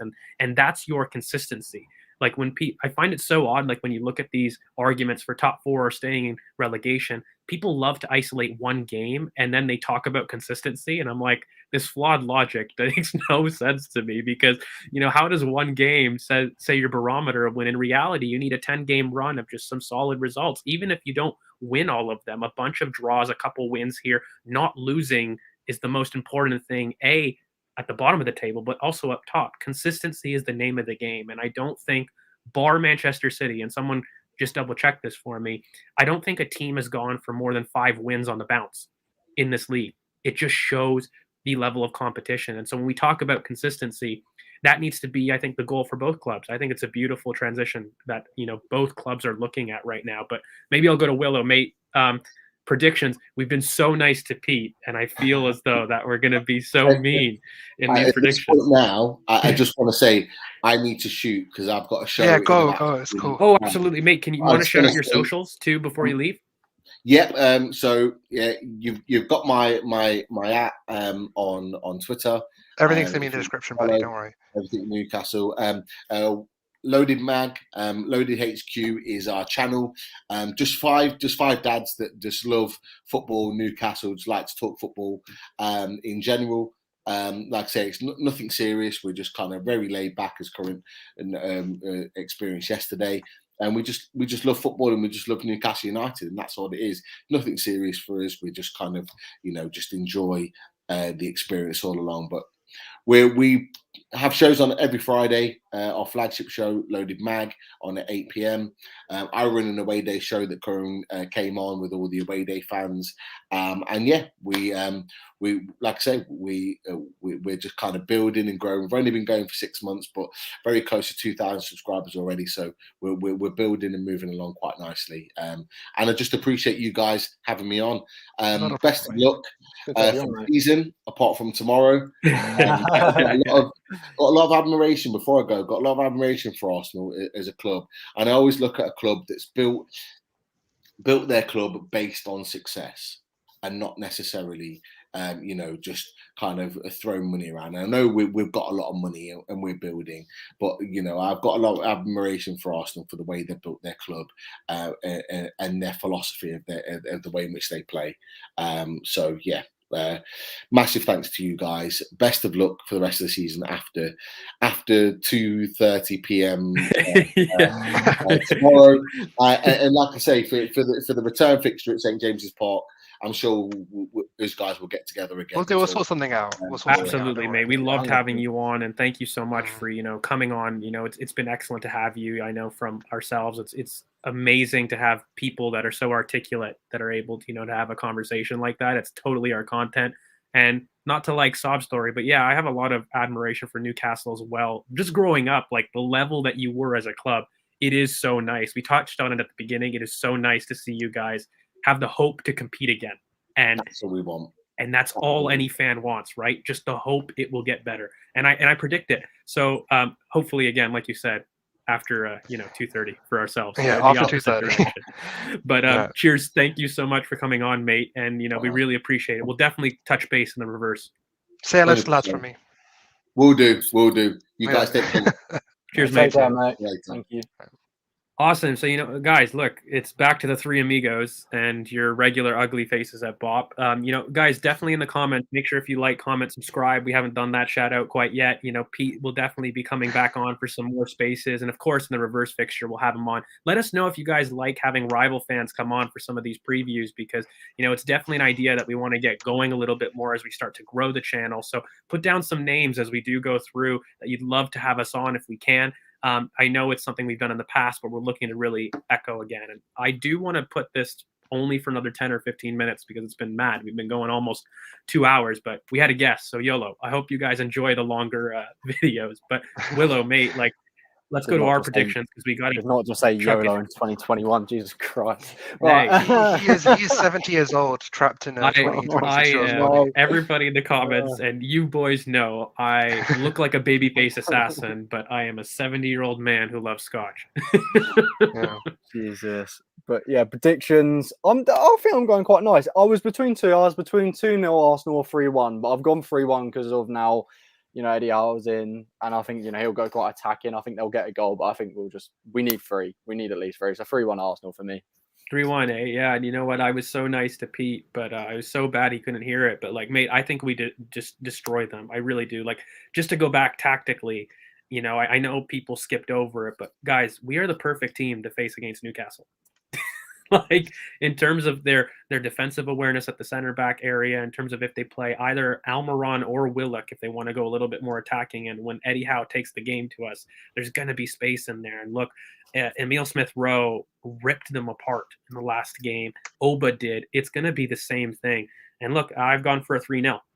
Absolutely. I think we do a route. I do think we call off the dogs, so to speak. So that we don't go to the 4 or 5-0. I know a lot of people want a statement win. I just don't quite see it. And the reason I don't is Manchester United. Very odd, but I don't feel that we continue to press on purpose to save some energy, because I think that's the game that we really want to make sure that we sustain our press. And in order to do that, I really think I see another blitz and low block, just like Spurs, Leicester. Start strong, blitz, conserve the energy, because again, this is the first time that we're going to play really midweek with our starters. We've played midweek with cup games and we've been able to rotate quite well, but I think this is the first time this season that we're really going to want our starters in both games inside 5 days.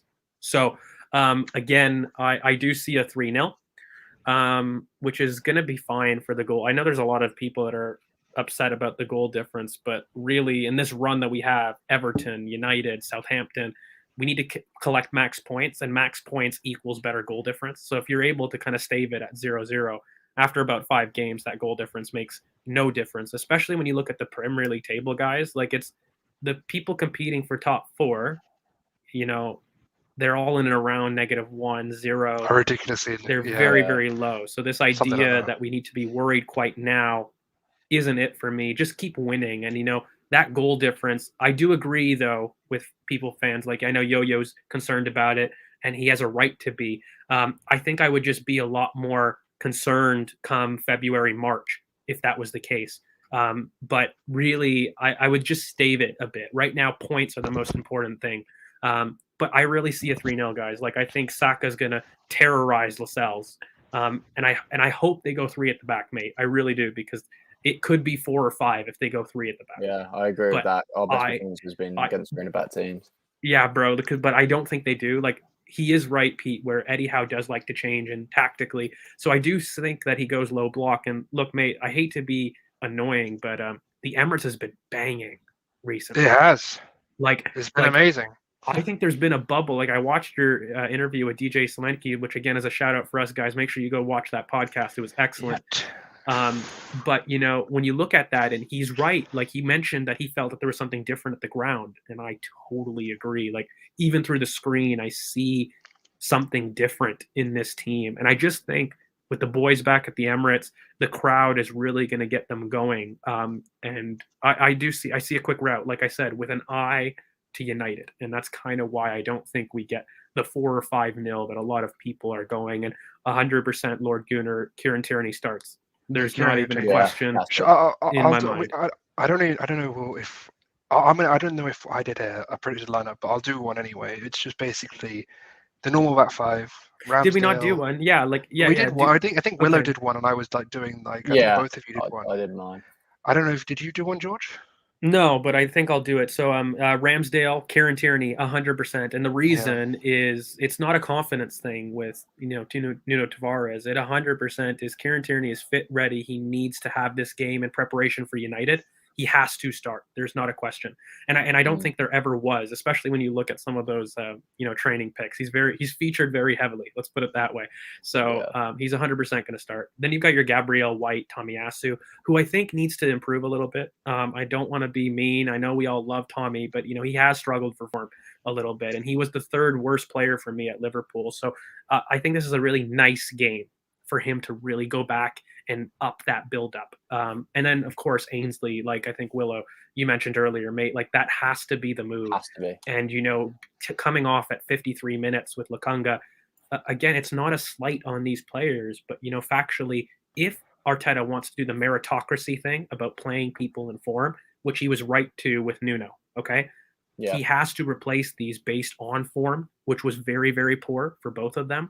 So I think Ainsley deserves, especially with his Watford performance, his cameo previously, he's been good. He deserves a start, in my opinion. So him, Partey, and then up top, Emile Smith-Rowe, Oba, and I'm with you, Willow. I think Odegaard gets a chance. And the thing is, it's a low block team. He's fine. That's his game. That's his bag.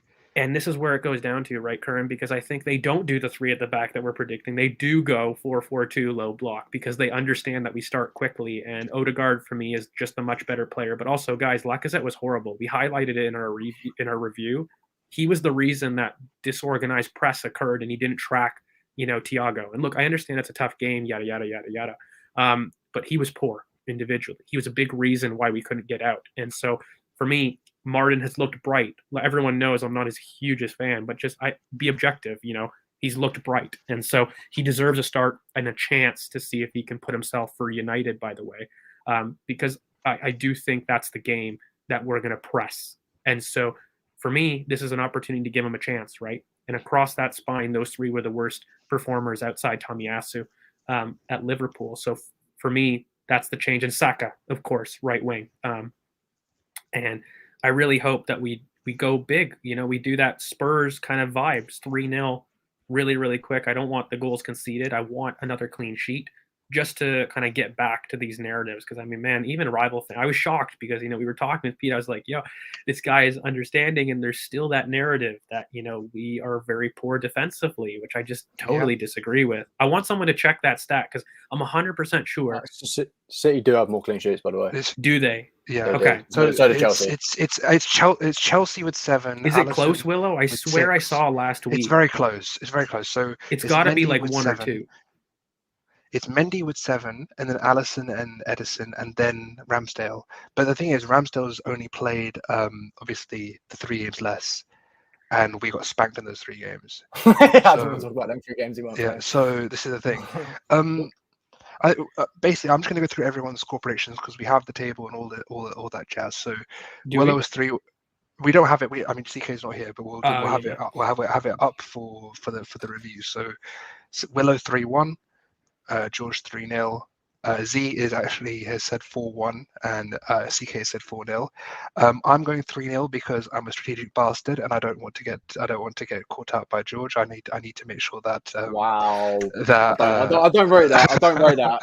Annihilating do you see people in the comments? Do you see the fear? They wait until I say it, and then they go with that score. That is disgusting. I don't care. Look, okay, I need. I don't care. Okay, I do not care. Come for me. He's worried that the robot has his crystal ball. It's not even worried. It's strategy. I don't worry about you. I worry about myself. I have strategy in this thing. Okay, look, guys. He doesn't worry, but he did change it for me in the comments. I hope you understand. You see that. No, but I'll tell you why. I'll tell you why 3-0. Okay, I will tell you why. No, go for it. There's a couple of reasons. So, firstly, on the Ainsley point, look, Ainsley for me, and it's not even a worry about Lokonga. I feel like really quickly, AFCON happens, like before you go, just because tactically the Ainsley decision is really, really big for me because who I think is going to be his competition is Isaac Hayden. I think they go Isaac Hayden and Jonjo Shelvey, and Jonjo Shelvey's more on the left side, and Partey's going to be that matchup. Who do I want against? I don't care. But who do I want against Isaac Hayden? Lokonga or Ainsley. He's a lot better stand-up tackler and able to run with Isaac Hayden. So that's tactically why. Counter press as well. It's the counter press as well. So and against who? Alan St. Maximin is down that side on the left. And so I think that's what's really important tactically, bar Lokonga and his performance. Like we highlighted that, but I forgot to mention tactically, it makes the most sense. For me, the whole point with Ainsley is Ainsley is much more comfortable as a build-up starter as compared to Lokonga. He's much more technically secure on the ball. He's got the awareness to know where to be positionally in a 3-2 build-up, which we need. Yeah. So I feel like as that deeper role, I do think I would prefer Ainsley. Their problem is going to come down the left, and if we do need, for example, if Partey is caught out in transition, we do have the ability for Ainsley to double up with Kieran. No, not with Kieran. With Tommy. So if Partey is caught, I do trust Ainsley to come and cover for that position. With another thing with Ainsley is my whole thing is as I said before, the build up I feel is going left to right. And if we're going left to right, I feel much more comfortable with Ainsley sitting on that in that second line, receiving the ball and pushing it at tempo than I would with Lokonga. I feel Lokonga's time will come at AFCON because we'll have Xhaka and him, and it will look very good.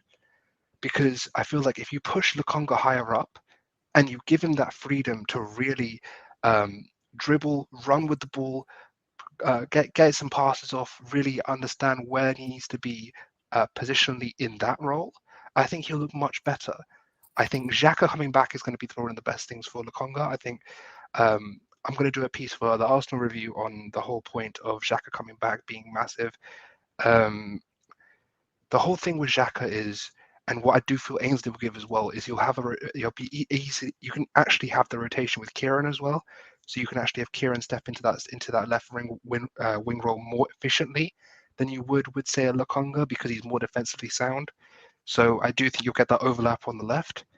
So there's a lot of things you can do with Ainsley, which I don't think you can do with a Lokonga. So for me, I mean, I said on Peach Channel 4-0. I'm going to say 3-0 because I'm a bastard and I don't care. CK said 4-0. Z said 4-1. There's a lot of things that I want to see this game. I want to see a response. I want to see. I just. You guys see the Ramsdale quote on Ronaldo? I did. Yeah, I was literally about to mention that. I don't know how I feel about that. Oh, I love him. I love him so much. It's just like, what the fuck, bro? Willow, I rate it because you know what he said, especially for a goalkeeper. I don't know if I rate it from some of our players who haven't really performed, but he's been one of our best players this season, right? He has. And for me, I think like after a 4-0, and he basically goes, "Yeah, screw that. I want the best player. I want him to be the best because I'm going to shut him up." Like, mate. The way he acts is like Peter Schmeichel to me. I don't know why. I just get them vibes. That's why he loves him. I'm telling you, because Schmeichel loves him. Another piece of news that's coming out is multiple reports, not one report, but multiple reports saying Ragnick might not be available. I told everybody too.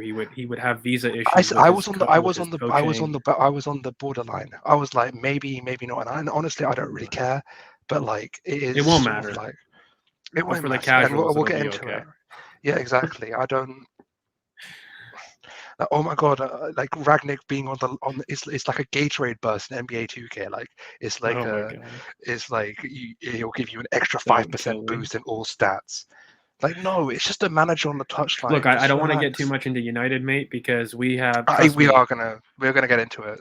And I do want to wrap up because we've been going almost 2 hours strong. But guys, trust me, that preview is going to be funny. You're going to see the return of Tottenham George. You have no idea. You have no idea you have no idea how I'm going to act on that. And me and Curran are going to have to debate for the most chest because I don't hide with this, and I think a lot of people are going to be a little bit nervous, but no, they're it's going to have the same freaking scenario. The hatred I have for United is rivaled by very few things on this planet. But I'm tempering it because, as the people say, I'm living in the moment.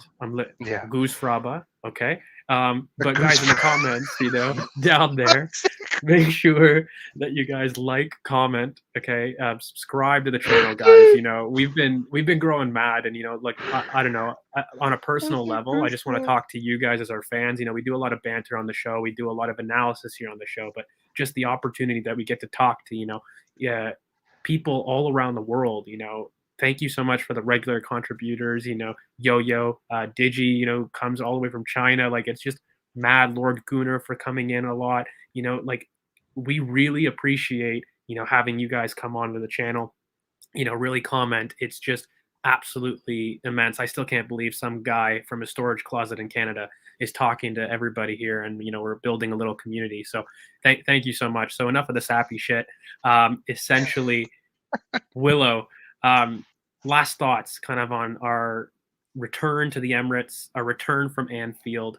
You said your prediction. Are you also thinking that this is a kind of a return to normal for the squad? Like, what do you make of some of the quotes? There's been some interesting stuff, just unity-wise, culture-wise. Arteta spoke of it. You even mentioned it earlier in the pod. Like, are we on the right path a little bit more? I know you were more pessimistic than a lot of us at the start of the season. And I think these 6 games, you know, you got to see like a kind of see everyone in it, and you get 19 games and you kind of get more of a feel. But especially with how everyone is acting, their attitudes right. Our culture was such a big thing, and people outside the club don't really get that. The culture change has been there, and the characters have changed. You know, I think we do have real good voices in the back line. I think Kieran Tierney, Gabriel, you know, Ramsdale, I think they're all big voices and all big characters that have been part of a really good change now.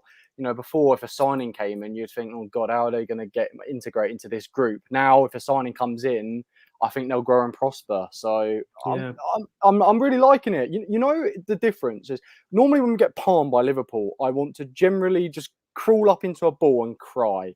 And I get so angry. We lost 4-0. I didn't care. I'm excited now. Every week I'm excited. I just want the next game. I'm like, come on, Newcastle. Let's get into this game and let's have the flip-flops back this week. We'll have the flip-flops back. You know, they'll flip back in. Oh, you know what? We won. Okay, yeah, Arteta in. I want to see the fan cams back. Some of the fan cams were crazy during that run. Like the fan cams will be back. It'll be just great. Yeah, bro. Look, it's kind of mad, man. Like, and you know, look, we'll take it game by game. I famously said on the channel, December 4th is the barometer. So after United, and you know, when you start to look at some of the people that we face in this run, guys, it not only is it favorable, but we also have, you know, your Everton and West Ham, which are potential banana skins. But you know, when I'm looking at a lot of these teams, even Southampton, Wolves, we've got a lot of home games, Willow, and I just think we've turned the Emirates into a little fortress again. And just the way it's amazing to have those banana skins in Christmas at home. I maybe that's something weird to say, but you know, I would rather have that, you know, be at home with a lot of your fitness issues. And look, I'm just so excited that, you know, Granite is coming back. Good vibes are coming. Kieran's back. Like, I really see them as little boosts to what we need, you know, which we have stagnated a little bit. Yeah, I think also early kickoffs. We love an early kickoff. Absolutely love. Oh, sorry. The Terminator bug has gone from back to front. But sorry, Digimate. By the way, your English, that's amazing. But we love that you stay up, mate. Like, I did want to shout you out personally. And of course, Olusola as well. I'm butchering that pronunciation. But mate, thank you so much for your kind words. But I know, Digimate, like, you're always commenting on the video, and like we love it. We love the fact that you stay up, and we're trying to do some more early stuff so that you can catch it. Yeah. No, for me, look, I'm just going to say this because I just remembered it. You know, we've never lost to a side that has started the game in bottom position in the Premier League. It's 15 wins Newcastle, and 6 we haven't draws. lost. We've only lost once since 2012. Once in 2012, yeah.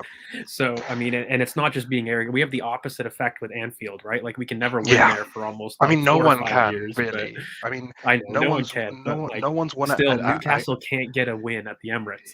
They just can't. But the thing is, I'll let you go last, George. But like, for me, in terms of what I want to see, it's quite clear. I want a response. I want to see everything we talked about. I want to see leadership, everything we've talked about over the summer, getting through under 23 talents that are with leadership qualities. That was the ethos of our window. And this is the game. These are games like this is where you stand up and be counted.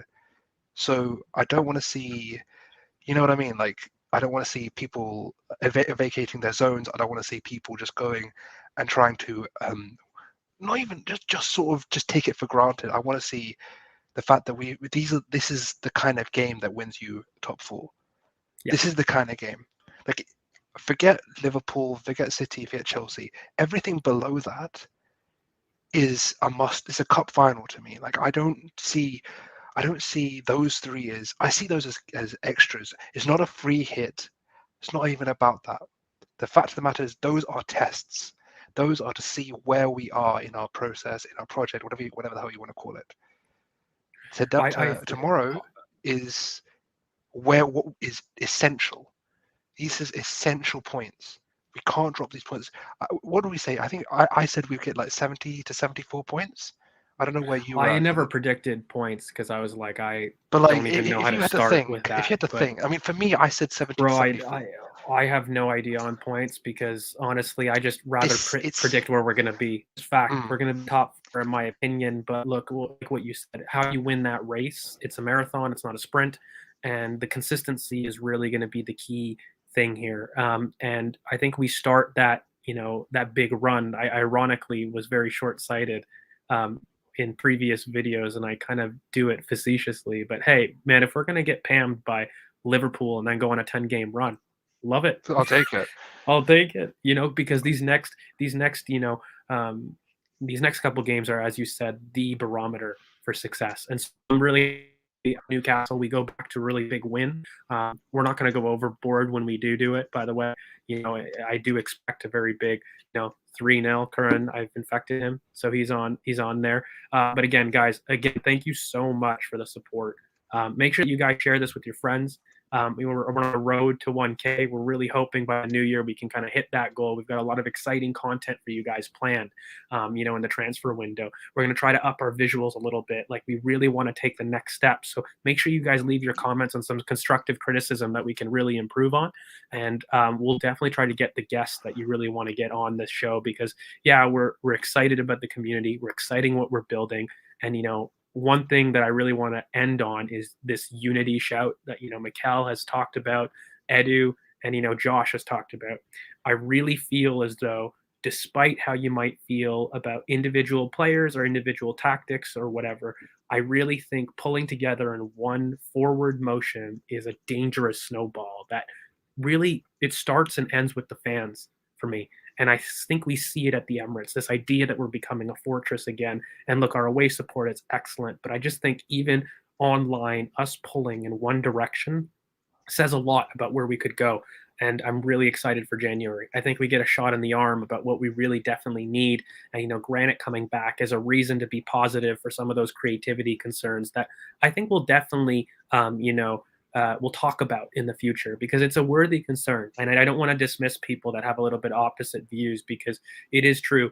We have a creativity problem, but we'll definitely address it maybe in another space. And I just want to have a little bit more Granit Xhaka presence because I think it's a very understated. I want to do another tactical video. Like, you remember we did that 4-2-3-1 versus 4-3-3? I want to go through something like that and just do like a proper, like, you know what I mean? I think we'll talk about with the guys.